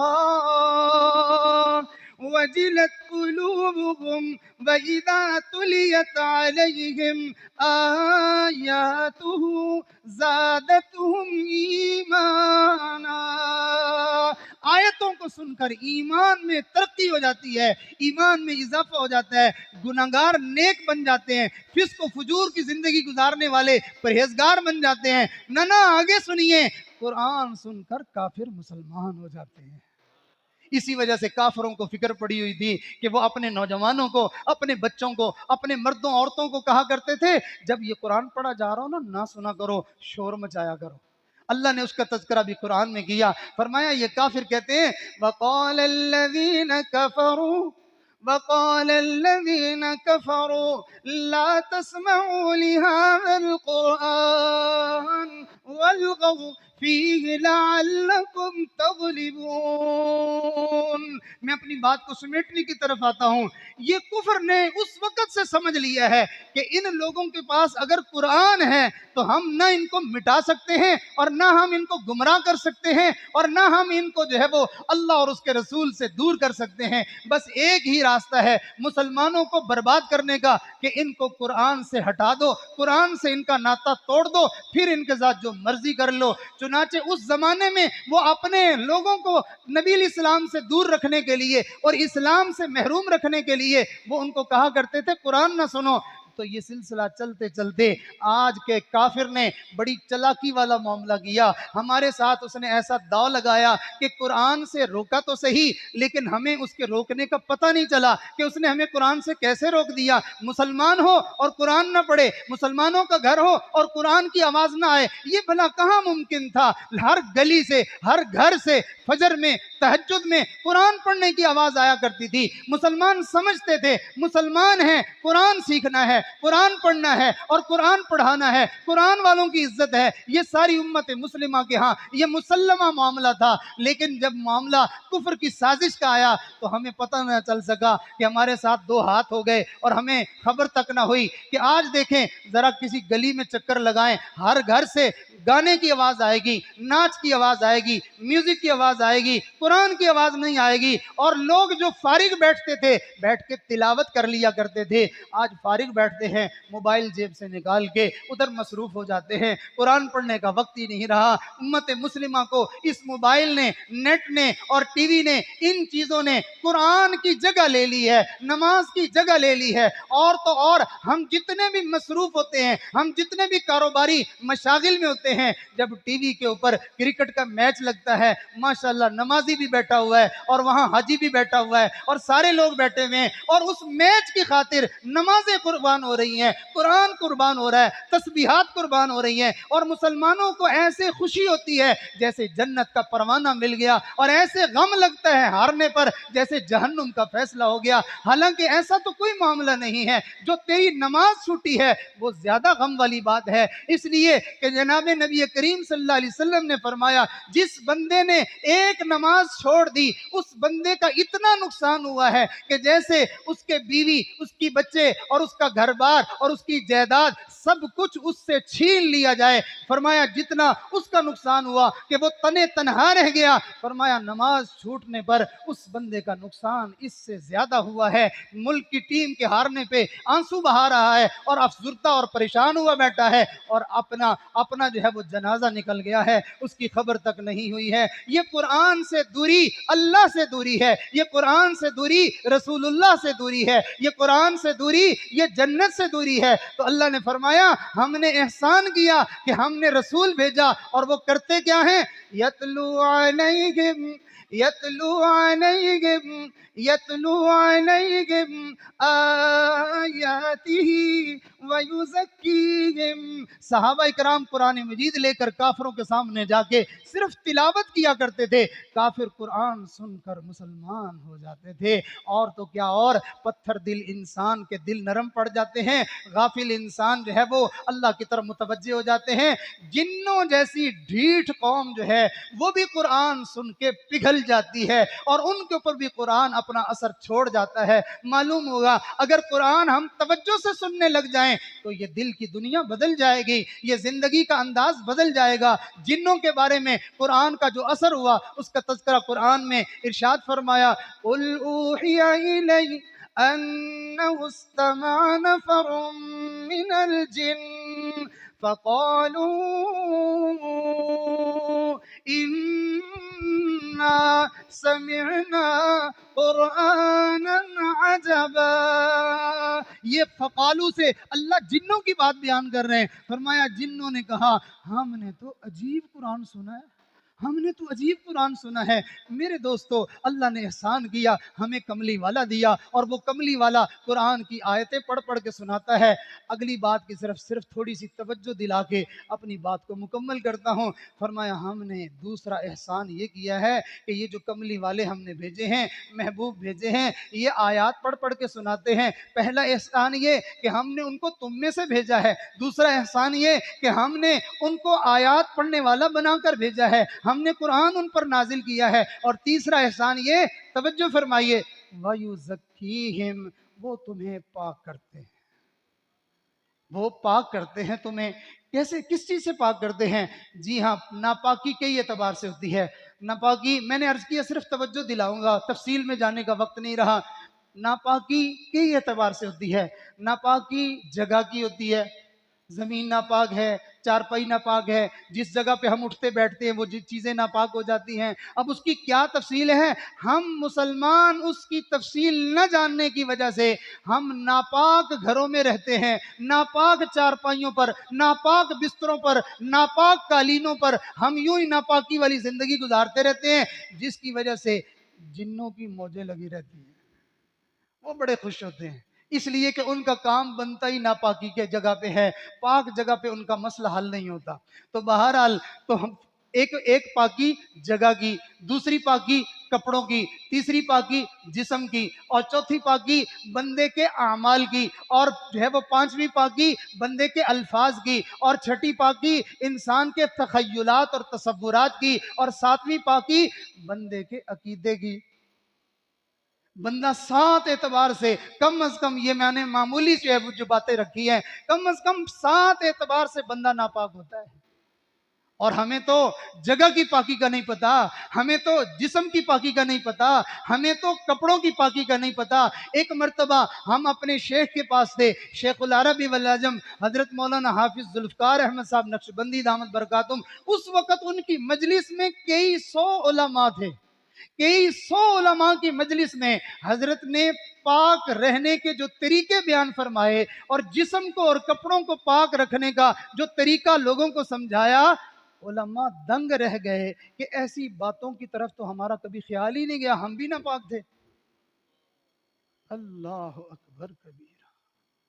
اور حضرت نے پھر وضاحت سے یہ بات سمجھائی، فرمایا جن برتنوں میں ہم کھانا کھاتے ہیں ہمارے وہ برتن بھی ناپاک ہوتے ہیں، ہمارا دسترخوان بھی ناپاک ہوتا ہے۔ اور پھر تفصیل بتائی کہ کیسے ہوا۔ اس میں سے ایک چھوٹی سی مثال میں آپ کے سامنے رکھ دوں۔ فرمایا خاوند گیا بازار میں، وہاں سے لایا انڈا، اور انڈا لا کے اس نے اپنی بیوی کو پکڑا دیا، اور وہ اس وقت جو ہے وہ کھانا بنانے میں مشغول تھی، ہاتھ اس کے گیلے تھے۔ اس نے انڈا پکڑا تو انڈے کے چونکہ ناپاکی تو ہوتی ہے، وہ مرغی کے اندر سے نکلا ہوا ہے تو ناپاک تو ہوتا ہے، وہ جیسے اس کو گیلا ہاتھ لگا تو وہ ناپاکی ہاتھ میں منتقل ہو گئی، ہاتھ ناپاک ہو گئے۔ اس عورت نے اپنا وہ ہاتھ جو ہے وہ برتنوں کو لگا دیا، اس نے روٹی والے رومال کو لگا دیا، جہاں جہاں اس کا ہاتھ لگتا گیا وہ چیزیں ساری ناپاک ہوتی گئی، اور وہ برتن پھر دوسرے برتنوں میں لگے، اگر وہ پانی میں سارے اکٹھے ہوئے تو سارا پانی بھی ناپاک ہوا، وہ ساری نجاست یوں منتقل ہوتی گئی، ہم ناپاکی کھا رہے ہوتے ہیں۔ تو یہ اللہ والوں کی نظر، ایک اللہ والے کی نظر ہے، ایک غلام کی نظر ہے، میرے محبوب کی پاکی کے اعتبار سے کہاں تک نظر جاتی ہوگی۔ اللہ نے فرمایا آپ ان کو پاک کیجئے، اور میں قربان جاؤں محبوب کملی والے نے آگے ہمارے جیسے لوگوں کو ایسا پاک کیا کہ اس پاک پروردگار نے ان کی پاکی کی گواہی دی انسانوں کی، اور فرمایا ان کی پاکی کی وجہ سے ہم ان سے محبت کرتے ہیں۔ رجال رجال يحبون أن يتطهروا رجال يحبون أن يتطهروا والله يحب المطهرين۔ اللہ تعالیٰ محبوب کے شاگردوں نے جو پاکی سیکھی تھی، اللہ اس کی تعریف فرما رہے ہیں، اور فرما رہے ہیں محبوب جی آپ نے تو ان کو ایسا پاک رہنا سکھایا ہے کہ میں پاک پروردگار ان کی اس پاکی کی وجہ سے محبت کرتا ہوں ان سے۔ سبحان اللہ۔ اللہ رب العزت نے اپنے محبوب کو ہمیں پاک کرنے کے لیے بھیجا ہے، تو اللہ رب العزت ہمیں محبوب کی تعلیمات سے آراستہ ہونے کی توفیق عطا فرمائے۔ عقیدہ بھی ناپاک ہوتا ہے نا، بندے کا عقیدہ مشرکانہ ہو تو وہ ناپاک ہوتا ہے۔ اللہ فرماتے انما المشرکون نجس، یہ مشرک لوگ نجس اور ناپاک ہیں، اور عقیدہ ختم نبوت کا یہ پاک عقیدہ ہے، انسان کے دل دماغ کو معطر اور روشن کر دیتا ہے۔ اور یہ عقیدہ رکھنا کہ کوئی ذلی نبی آیا، کوئی فلانا جو لانتی نبی آ گیا، اس نے جو ہے وہ ایسی باتیں شروع کر دی، تو یہ عقیدہ بنانے سے بندہ سر کے بالوں سے لے کے پاؤں کے ناخنوں تک ناپاک ہو جاتا ہے، وہ تو کسی نیکی کرنے کے قابل نہیں رہتا، اس کے منہ سے نکلا ہوا کوئی جملہ وہ پاک نہیں رہتا، وہ تو پورا کا پورا نجس اور ناپاک ہو جاتا ہے۔ اور عقیدے کی ناپاکی بندے کو اتنا ناپاک کر دیتی ہے کہ اگر وہ 100 پانیوں سے بھی اس کو گزارا جائے تو وہ تب بھی پاک نہیں ہوتا۔ تو عقیدے کی پاکی اللہ کے نبی نے آ کے سکھائی، اعمال کی پاکی اللہ کے نبی نے سکھائی، الفاظ کی پاکی اللہ کے نبی نے سکھائی، سوچ کی پاکی اللہ کے نبی نے سکھائی، لباس کی پاکی اللہ کے نبی نے سکھائی، اور ہمارے نسب کی پاکی اللہ کے نبی نے سکھائی۔ ورنہ کتنی قومیں ہیں دنیا میں جن کا نسب پاک نہیں ہے، ان کو یہ بھی پتہ نہیں میرا ابا کون ہے۔ یہ جو ہم حلالی ہیں اور ہم خاندانی ہیں اور ہم نسلی ہیں، یہ اس کملی والے کا صدقہ ہے۔ اللہ رب العزت ہمیں نبی علیہ الصلوۃ والسلام کی قدردانی کی توفیق عطا فرمائے۔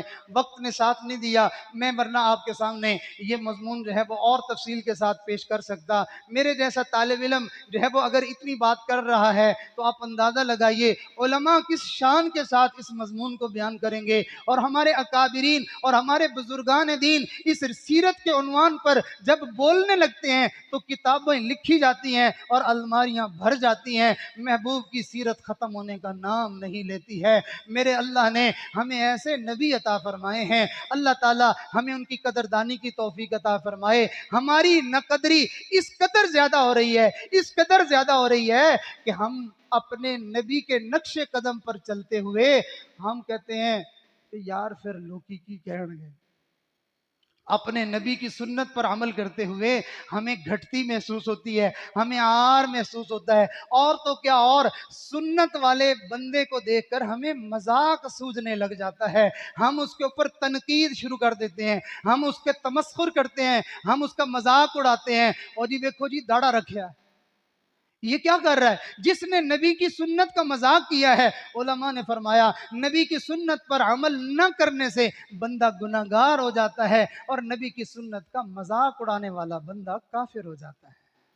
تو اللہ تعالیٰ ہمارے ایمان کی حفاظت فرمائے، اور اللہ تعالیٰ ہمیں اپنے محبوب کا سچا عاشق اور دیوانہ بنائے، اور اپنے محبوب کی ہمیں صحیح معنوں میں اللہ تعالیٰ قدردانی کی توفیق عطا فرمائے۔ اللہ تعالیٰ اس خوبصورت مجلس کو، جس میں نائبین نبی، وارثین نبی اتنی تعداد میں تشریف لائے، علماء کرام جو ہمارے سروں کے تاج ہیں، جن کو دیکھنا بھی انسان کے لیے باعث اجر بنتا ہے، اور ان کی زیارت پر انسان کو اللہ تعالیٰ کی رضا اور خوشنودی ملتی ہے۔ اللہ نے ایک ہی مجلس میں کتنے سارے جو ہے وہ ہیرے اور موتیوں کی اللہ نے ہمیں زیارت کروا دی۔ اللہ کرے ان علماء کے ساتھ اللہ تعالیٰ ہمیں نسبتیں عطا کیے رکھے، اور ان کے قدموں میں اللہ تعالیٰ ہمیں جگہ عطا فرمائے، اور اللہ اپنے نیک بندوں اور علماء اور حفاظ اور قراء جن کو اللہ نے دین کی نسبتیں عطا فرمائی ہیں، اللہ تعالیٰ ہمارا جینا مرنا ان کے ساتھ فرمائے، اور ان کی برکت سے ہمیں نبی علیہ السلام کے قدموں میں اللہ تعالیٰ جو ہے وہ حاضری کی توفیق عطا فرمائے،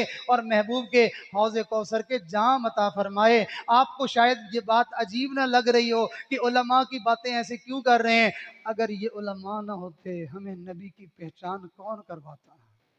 ہمیں نبی کا تعارف کون کرواتا؟ ہمیں نبی کی عظمت کون بتاتا؟ یہ علماء ہی تو ہے، انہوں نے ہمیں نبی کا پتہ بتایا ہے، انہوں نے ہمیں قرآن کے بارے میں بتایا ہے، انہوں نے ہمیں ہمارے رب کے بارے میں بتایا ہے، لہٰذا ہمیں اپنے علماء کی دل و جان سے قدر کرنی چاہیے۔ اللہ تعالی ہم سب کا آنا، مل بیٹھنا، کہنا سننا سب قبول فرمائے۔ اس فقیر کو نہایت خوشی ہوئی کہ چھوٹے چھوٹے بچے آپ لوگوں کے ہی ہیں، آپ کے علاقے کے ہی ہیں، کیسے خوش نصیب بچے ہیں وہ، جو محبوب کے عقیدہ ختم نبوت پر محنت کر رہے ہیں، اور محبوب کی نعتیں پڑھنے والے پیدا ہو رہے ہیں، اور نبی کے گویا کے گھر گھر میں عشاق کھڑے ہو رہے ہیں۔ اللہ کرے ہمارے گھروں میں قرآن کے حافظ پیدا ہوں، قرآن کے قاری پیدا ہوں، دین کے عالم پیدا ہوں، نبی کے عشاق اور غلام پیدا ہوں، اور اللہ کرے ہمارے گھروں میں جنید بغدادی جیسے لوگ پیدا ہوں، بایزید بستامی جیسے لوگ پیدا ہوں، اور عبد الرحمن جامی جیسے اللہ کے نبی کے عاشق پیدا ہوں۔ اللہ کرے یہ ہمارا علاقہ جو ہے وہ زرخیز بن جائے،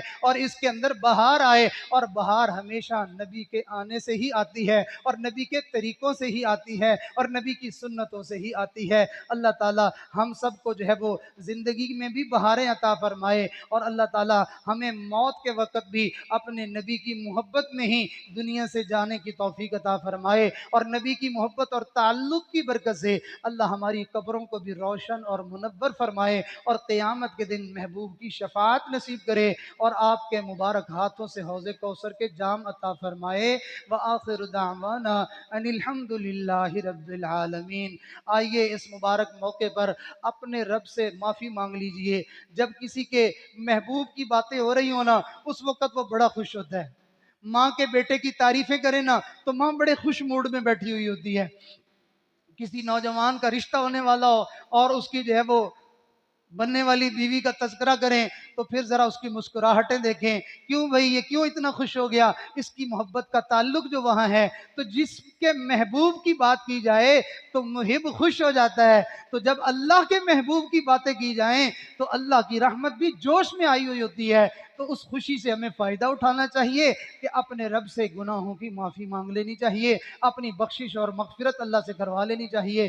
تمام دوست جو ہے ان کلمات کو پڑھنے میں ضرور شریک ہو جائیں۔ پتہ نہیں کس منہ سے نکلے ہوئے یہ کلمے اللہ کو قبول ہوں، اس کی برکت سے پورے مجمع کو اللہ تعالیٰ معاف فرما دے۔ کوشش فرمائیں کہ یہ کلمات زبان سے ضرور ادا ہو جائیں، اور جو حضرات نبی علیہ السلام کی محبت کو اپنے سینے کے اندر پیدا کرنا چاہے، اس کو چاہیے کہ وہ اللہ والوں کے ساتھ اپنی نسبت کو قائم کرے۔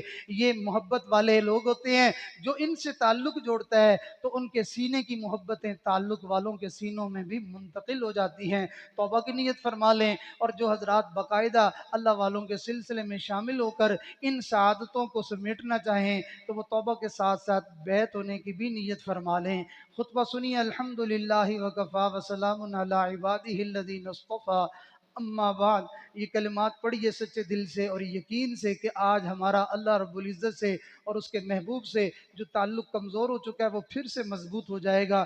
پڑھیے اعوذ باللہ من الشیطان الرجیم، بسم اللہ الرحمن الرحیم، لا الہ الا اللہ محمد الرسول اللہ، آمنت باللہ وملائکتہ وکتبہ ورسلہ والیوم الآخر والقدر خیرہ وشرہ من اللہ تعالی والبعث بعد الموت، آمنت باللہ کما ہوا باسمائہ وصفاتہ وقبلت جمیع احکامہ، اقرار باللسان وتصدیق بالقلب، اشہد ان لا الہ الا اللہ واشہد ان محمدا عبدہ ورسولہ، استغفر اللہ ربی من کل ذنب واتوب الیہ، استغفر اللہ ربی من کل ذنب واتوب الیہ، استغفر اللہ ربی من کل ذنب واتوب الیہ برحمتک یا ارحم الراحمین۔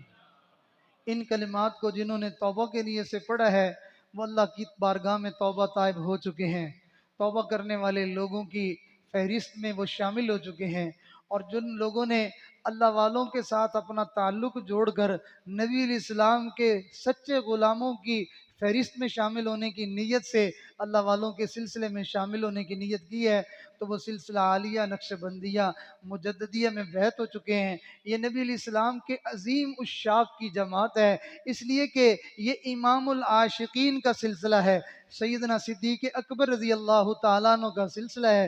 اس سلسلے کے جو ہے وہ بزرگوں کو اللہ رب العزت صدیق اکبر رضی اللہ عنہ کے صدقے میں نبی علیہ السلام کی انوکھی جو ہے وہ محبت عطا فرماتے ہیں، تو اللہ تعالیٰ نے ہمیں ان لوگوں میں شامل ہونے کی سعادت عطا فرمائی ہے۔ چند ایک ورد وظیفے ہیں، اگر آپ کرنا شروع کر دیں تو اللہ تعالیٰ آپ کو اپنی محبت دیں گے، نبی علیہ السلام کی محبت کا جو ہے وہ جام اللہ آپ کو پلائیں گے، اور نیکیوں والی زندگی سے آپ کو مزین کریں گے اور گناہوں سے بچائیں گے، اور اگر گناہوں کا جو ہے ارتکاب ہو گیا تو اللہ اپنی رحمت سے ان اعمال کے طفیل میں ہمارے نامہ اعمال سے ان گناہوں کو مٹائیں گے۔ تو ان اعمال کو سن لیجئے اور پابندی کے ساتھ کرنے کی کوشش کیجئے۔ پہلا عمل ہے استغفار 100 دفعہ صبح 100 دفعہ شام، دوسرا عمل درود شریف 100 دفعہ صبح 100 دفعہ شام، تیسرا عمل قرآن پاک کی تلاوت روزانہ ایک پارہ یا آدھا پارہ بطور وظیفے کے روزانہ قرآن کریم کی تلاوت کی جائے، اور اگلا عمل ہے ہر نماز کے ساتھ 5 سے 7 منٹ بیٹھ کے اللہ کا ذکر کیا جائے۔ طریقہ اس کا بڑا آسان ہے، آنکھیں بند کر کے سر جھکا کے اپنے دل کی طرف دھیان کر کے، میرے دل کی دھڑکنوں سے آواز آ رہی ہے جسے میں سن رہا ہوں، میرا دل کہہ رہا ہے اللہ اللہ اللہ اللہ۔ روز دل سے اللہ اللہ سنیں گے 5 نمازوں سے پہلے یا بعد میں، تو اس دل کو اللہ کا نام لینے کی عادت پڑ جائے گی۔ اللہ کرے ہمارے دل کو بھی اللہ کا نام لینے کی عادت ہو جائے، اور پھر چلتے پھرتے اٹھتے بیٹھتے سوچوں اور خیالوں میں اللہ کو یاد کریں۔ اور چھٹا عمل کہ سچے اللہ والوں کے دامن سے وابستہ رہیں اور جڑے رہیں اور ان کی مجلس میں آنا جانا رہیں، اس کی برکت سے انسان کا ایمان بھی بچتا ہے اور اعمال بھی بچتے ہیں، اور انسان کا جو ہے وہ رشتہ گنبد خضرا کے ساتھ جڑا رہتا ہے۔ تو سارے دوست جو ہے ان اعمال کو پابندی کے ساتھ فرمائیں گے۔ ابھی تھوڑی دیر کے لیے اللہ کا ذکر کرنے میں سب حضرات مشغول ہو جائیں، آنکھوں کو بند کر لیں، سر کو جھکا لیں، دنیا اور جو کچھ دنیا میں ہے سب بھول جائیں، اور یہ نیت کریں اللہ کی رحمت آ رہی ہے، دلوں میں سما رہی ہے، ظلمتیں سیاہیاں سب دور ہو رہی ہیں، اور دل کی دھڑکنوں سے ہمارے محبوب حقیقی کا نام ہمیں سنائی دے رہا ہے کہ ہمارا دل جھوم جھوم کے کہہ رہا ہے اللہ اللہ اللہ اللہ اللہ اللہ۔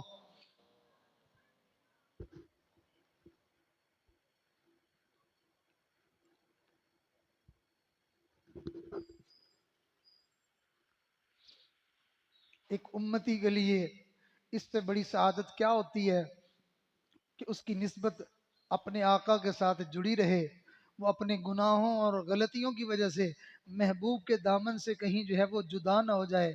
اس سے بڑی سعادت ایک امتی کے لیے کیا ہو سکتی ہے؟ ایک گنہگار امتی نے تخیل اور تصور میں نبی علیہ السلام کی بارگاہ میں گویا کہ عرضی پیش کی، اپنے دامان شفاعت میں چھپائے رکھنا، اپنے دامان شفاعت میں چھپائے رکھنا، میرے سرکار میری بات بنائے رکھنا۔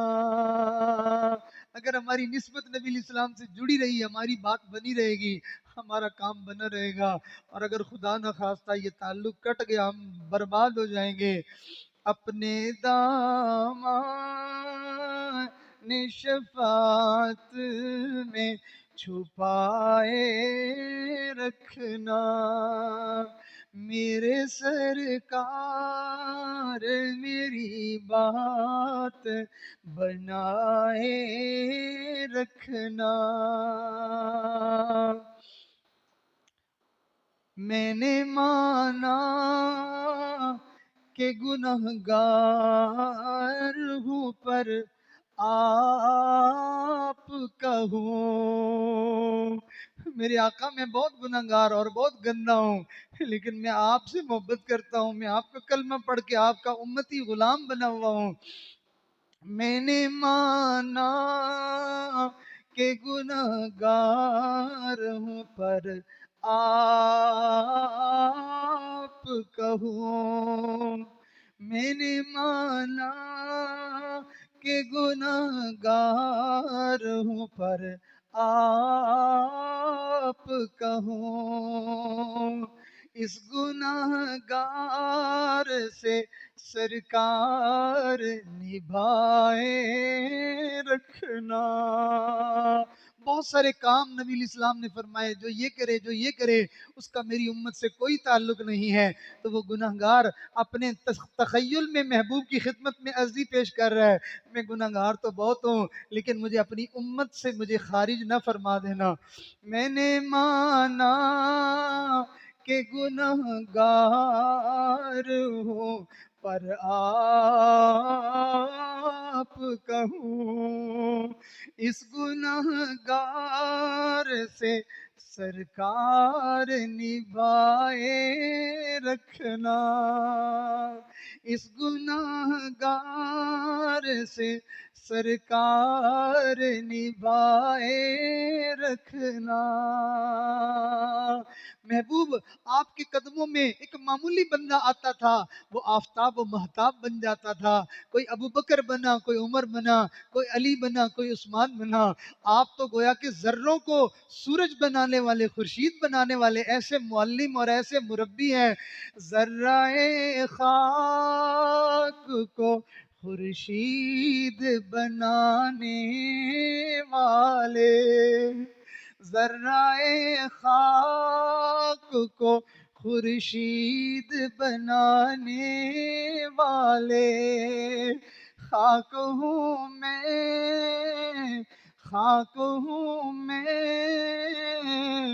مجھے قدموں سے لگائے رکھنا، خاک ہوں میں، مجھے قدموں سے لگائے رکھنا، آپ کی یاد ستاتی ہے تو رو لیتے ہیں، حضور آپ کی یاد ستاتی ہے تو محفل لگا لیتے ہیں، آپ کی یاد ستاتی ہے تو رو لیتے ہیں، اپنی یادوں کے ہمیں روگ لگائے رکھنا، اپنی یادوں کے ہمیں روگ لگائے رکھنا،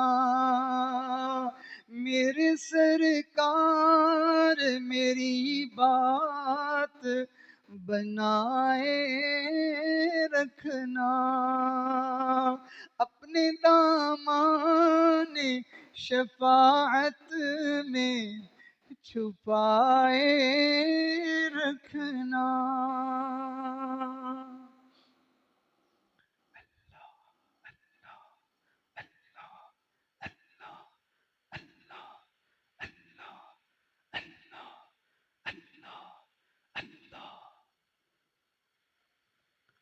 اللہ اللہ اللہ اللہ اللہ اللہ اللہ اللہ اللہ، لا الہ الا اللہ محمد الرسول اللہ۔ دعا فرما لیجئے اور خوب دعا مانگیے اور تڑپ کر مانگیے، قبولیت کی گھڑیاں ہیں، قبولیت والی مجلس ہے، قبولیت والی جگہ ہے، ایسی ایسی رونقیں اور ایسی بہاریں اور ایسی مجلسیں زندگی میں کبھی کبھی نصیب ہوتی ہیں۔ ایسے موقع سے انسان کو خوب فائدہ اٹھانا چاہیے، خوب نفع کمانا چاہیے۔ تو نفع کمانے کا طریقہ یہ ہے کہ ہم خوب تڑپ کے دعا مانگیں، بلک کے دعا مانگیں، رو کے مانگیں، ایسا تڑپیں کہ کملی والے کے پروردگار کو ہمارے اوپر پیار آ جائے، وہ اپنے حبیب کے صدقے ہماری دنیا بھی بنا دے اور ہماری آخرت بھی بنا دے۔ سبحان ربی العلی العلی الوہاب، اللہم صلی علی سیدنا محمد وعلی آل سیدنا محمد مبارک وسلم۔ ربنا ظلمنا انفسنا وَإِن لَّمْ تَغْفِرْ لَنَا وَتَرْحَمْنَا لَنَكُونَنَّ مِنَ الْخَاسِرِينَ۔ اللہ ہم تیرے عاجز مسکین محتاج فقیر گنہگار بندے ہیں، ہمارے گناہوں کو معاف فرما، ہماری خطاؤں سے درگزر فرما، ہمارے عیبوں پر پردہ پوشی فرما، ہماری زندگی کی پچھلی تمام خطائیں لغزشیں معاف فرما، ہمیں آئندہ نیکوکاری والی زندگی عطا فرما، پرہیزگاری والی زندگی عطا فرما۔ اللہ ہمیں ہماری آنے والی زندگی، گزری ہوئی زندگی کا کفارہ بنا، آنے والے وقت کو گزرے ہوئے وقت سے اللہ بہتر اور اچھا فرما۔ اے اللہ ہم کمزور ہیں، ہمارے ارادے بھی کمزور ہیں، اللہ ہم ارادہ کرتے ہیں، نیت کرتے ہیں ایسی مجلسوں میں بیٹھ کے کہ آئندہ ہم گناہ نہیں کریں گے، آئندہ ہم نیکی تقوی والی زندگی گزاریں گے، آئندہ تیرے نبی کی سنتوں والی زندگی گزاریں گے۔ اے اللہ ہمارا یہ ارادہ کمزور ہونے کی وجہ سے اور ہم خود کمزور ہونے کی وجہ سے ہم اپنے ارادے کو توڑ بیٹھتے ہیں۔ اللہ ہمارا ارادہ ٹوٹ جاتا ہے، اللہ پھر توبہ کر کے ارادہ کرتے ہیں، اللہ پھر ٹوٹ جاتا ہے، اللہ پھر کرتے ہیں، پھر ٹوٹ جاتا ہے۔ میں لکھ واری توبہ بھنی میں ہاں بے اعتبارہ، میں لکھ واری توبہ بھنی میں ہاں بے اعتبارہ، پھر بھی مولا فضل تیرے دی آج آسا رکھن والا۔ اللہ تو نے خود فرمایا لا تقنطوا من رحمت اللہ، میری رحمت سے مایوس نہ ہونا۔ اے اللہ ہم جتنے بھی مجرم ہیں، ہم جتنے بھی گنہگار ہیں، ہم جتنے بھی بدکار ہیں، جتنے بھی ہم بد کردار ہیں، تیری رحمت سے مایوس نہیں ہے، نا امید نہیں ہے، ہم تیرے در پہ بڑی امیدیں لے کے آئے ہیں۔ یا اللہ ہم اس امید سے یہاں آئے تھے کہ تیرے محبوب کی باتیں ہوں گی، تیرے محبوب کی نعتیں ہوں گی، تیرے قرآن کی آیتیں ہوں گی، ہمارا کام بن جائے گا، ہمارا رب ہم سے راضی ہو جائے گا اور ہماری بخشش کا سامان ہو جائے گا۔ اللہ یہ سارا مجمع اس امید سے آیا ہے کہ تو آج اپنے حبیب حبیب کے صدقے سب کو معاف کر دے گا۔ اے اللہ اب مہربانی کر دیجئے، خود تو آپ نے فرمایا لا تقنطوا من رحمت اللہ، کہ تم میری رحمت سے مایوس نہ ہونا۔ اللہ مایوس نہیں ہے تب تو تیرے در پہ آئے ہیں۔ اے اللہ اپنے در پہ آنے کی آج لاج رکھ لے اور پورے مجمع کو معاف فرما دے۔ اے اللہ معاف فرما دے، اے اللہ معاف فرما دے، اے ربا معاف فرما دے، اے رب کریم معاف کر دے، اے حنان و منان معاف کر دے، اے رحمان و رحیم معاف کر دے، اے ارحم الراحمین معاف کر دے۔ اگر آپ ہم سے اتنے ہی روٹھ گئے ہیں، آپ اتنے ہی ہم سے خفا ہو گئے ہیں کہ آپ نے ہمیں معاف نہیں کرنا، معاف نہ کرنے کا آپ نے فیصلہ کر لیا ہے، تو اللہ پھر ہمارے پاس اور تو کچھ نہیں ہے۔ ہم آپ کی بارگاہ میں یہ عرض کرتے ہیں کہ اللہ پڑوسی جو ہے وہ پڑوسی کے کتے کا لحاظ کر جاتا ہے اور دیکھتا ہے کتیا تیرے منہ نو نہیں تیرے سائیں دے منہ نو۔ اللہ آپ نے ہمیں معاف نہیں کرنا، ہم اتنے بڑے مجرم ہیں، اللہ ہمارے سائیں کی وجہ سے ہمیں معاف کر دے، ہمارے سردار کی وجہ سے ہمیں معاف کر دے، اس وضحا کے مکھڑے والے کے صدقے ہمیں معاف کر دے۔ اے اللہ جن کا ہم کلمہ پڑھتے ہیں، جن کی محبت کا ہم دم بھرتے ہیں، اے اللہ اس واللیل کی زلفوں والے کے صدقے ہمیں معاف کر دے، اس طہا کی پیشانی والے کے صدقے معاف کر دے، اس مازاغل بصر کی مبارک آنکھوں والے کے صدقے معاف کر دے۔ اے اللہ ان مبارک ہاتھوں والے محبوب کہ جس کے ہاتھ کو تو نے فرمایا کہ یہ ید اللہ فوق ایدیہم، اوپر والا ہاتھ اللہ کا ہاتھ ہے، جس ہاتھ کو آپ نے اپنا ہاتھ فرمایا، ان ہاتھوں کے صدقے ہمیں معاف فرما دے۔ اللہ اس چہرے کے صدقے جس کے بارے میں آپ نے فرمایا قَدْ نَرَىٰ تَقَلُّبَ وَجْهِكَ فِي السَّمَاءِ، محبوب آپ آسمان کی طرف چہرہ کرتے ہیں، ہم آپ کے چہرے کو دیکھتے ہیں۔ یا اللہ ہمارے پاس اس سے بڑا واسطہ کوئی نہیں، اللہ اس سے بڑی کوئی بات نہیں جو اپنی معافی کے لیے ہم پیش کر سکیں۔ یا اللہ پوری انسانیت کو معافی ملنے کا آسرا اور سہارا تیرے کملی والا نظر آتا ہے۔ عمل کے اپنی احساس کیا ہے، بجز ندامت کے پاس کیا ہے، رہے سلامت محبوب تیری نسبت ہمارا آسرا یہی ہے۔ اللہ اس سے بڑی کوئی بات نہیں ہے جو ہم آپ کی بارگاہ میں پیش کر سکیں، اور یہ بات ہمیں ہمارے جد امجد آدم علیہ السلام سکھا گئے۔ آدم علیہ السلام معافی مانگ رہے تھے، معافی مانگ رہے تھے، رو رہے تھے، معافی نہیں مل رہی تھی، بالآخر انہوں نے تیری بارگاہ میں کہا تھا اللہ اپنے محبوب محمد کے صدقے مجھے معاف کر دے۔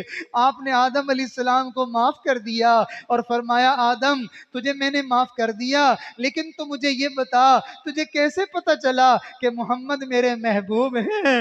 ہمارے جد امجد آدم علیہ السلام نے آپ کی بارگاہ میں عرض کیا تھا اللہ جب میں جنت میں تھا میں نے عرش میں دیکھا تیرے نام کے ساتھ ایک نام ہے، اللہ کے بعد محمد لکھا ہوا ہے، لا الہ الا اللہ محمد الرسول اللہ، میں سمجھ گیا یہ محمد تیرے محبوب ہیں۔ اللہ تو نے اس وقت فرمایا تھا آدم میں نے جو ہے اگر اس محمد کو دنیا میں نہ بھیجنا ہوتا تو آدم میں تجھے بھی پیدا نہ کرتا۔ اے اللہ اپنے اس حبیب کے صدقے آج پورے مجمع کو معاف فرما دیجئے، ایک رحمت کی نگاہ ڈال دیجئے، ایک کرم کی نظر فرما دیجئے۔ اے اللہ برے ہیں، بدکار ہیں، جیسے کیسے بھی ہیں، تیرے محبوب کی امت میں سے تو ہیں، یا اللہ اپنے محبوب کا امتی سمجھ کے معاف کر دے۔ اے اللہ ہم نے دیکھا لوگ اپنے مہمان کا خیال، اپنے مہمان کی وجہ سے اس کے ڈرائیور کا بھی خیال کر لیتے ہیں، لوگ اپنے مہمان کی وجہ سے اس کے سیکورٹی والے کا بھی خیال کر لیتے ہیں، اس کے پیچھے آنے والے، اس کے ساتھ جو ہے وہ ادنا سا تعلق رکھنے والے کا بھی لحاظ، وہ کہتا ہے یہ میرے ساتھ ہیں۔ اے اللہ ہم تیرے نبی کا کلمہ پڑھتے ہیں، یا اللہ اپنے حبیب کے صدقے آج پورے مجمع کی بخشش کے فیصلے فرما، مردوں کو بھی معاف فرما، عورتوں کا مجمع تیرے سامنے اللہ معافی مانگ رہا ہے، توبہ کر رہا ہے، اپنی بندیوں کو بھی معاف فرما۔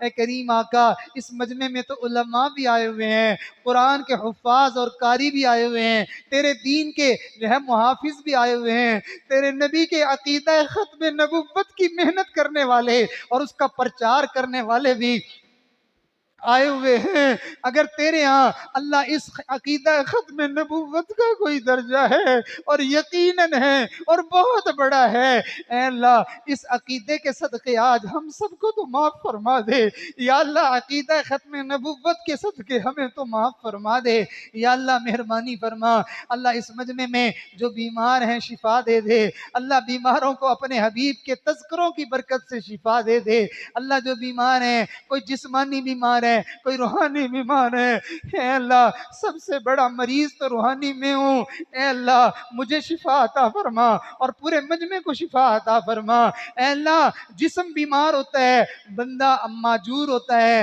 اور روح بیمار ہوتی ہے بندہ ملعون ہو جاتا ہے، جسم بیمار ہوتا ہے بندہ موت کے منہ میں، قبر کے منہ میں چلا جاتا ہے، اللہ روح بیمار ہوتی ہے بندہ جہنم کے منہ میں جا پڑے گا، اللہ جسم بیمار ہو آپ گناہ معاف کر دیتے ہیں اور روح بیمار ہو بندہ اللہ تیرا مجرم بن جاتا ہے، بلکہ اس کی ہوئی نیکیاں بھی اس کی روح کی بیماری کی وجہ سے اس کی کی ہوئی نیکیاں بھی برباد ہو جاتی ہیں یا اللہ، ہمیں جسمانی طور پر بھی شفا عطا فرما اور روحانی طور پر بھی ہمیں شفا عطا فرما، اے کریم آقا، اے میرے پیارے پروردگار، مہنگائیوں نے ہمارا حال برا کر دیا، اللہ اللہ تیرے بندے ہیں، نعمتیں تیری ہیں، مہنگائی کیسی، لگتا ہے تو نے اپنی نعمتوں کو بندوں کی پہنچ سے دور کر دیا ہے اس لیے کہ تو ناراض ہو گیا ہے یا اللہ، جب مالک ناراض ہو تو چارہ جانور کے قریب کر دیتا ہے،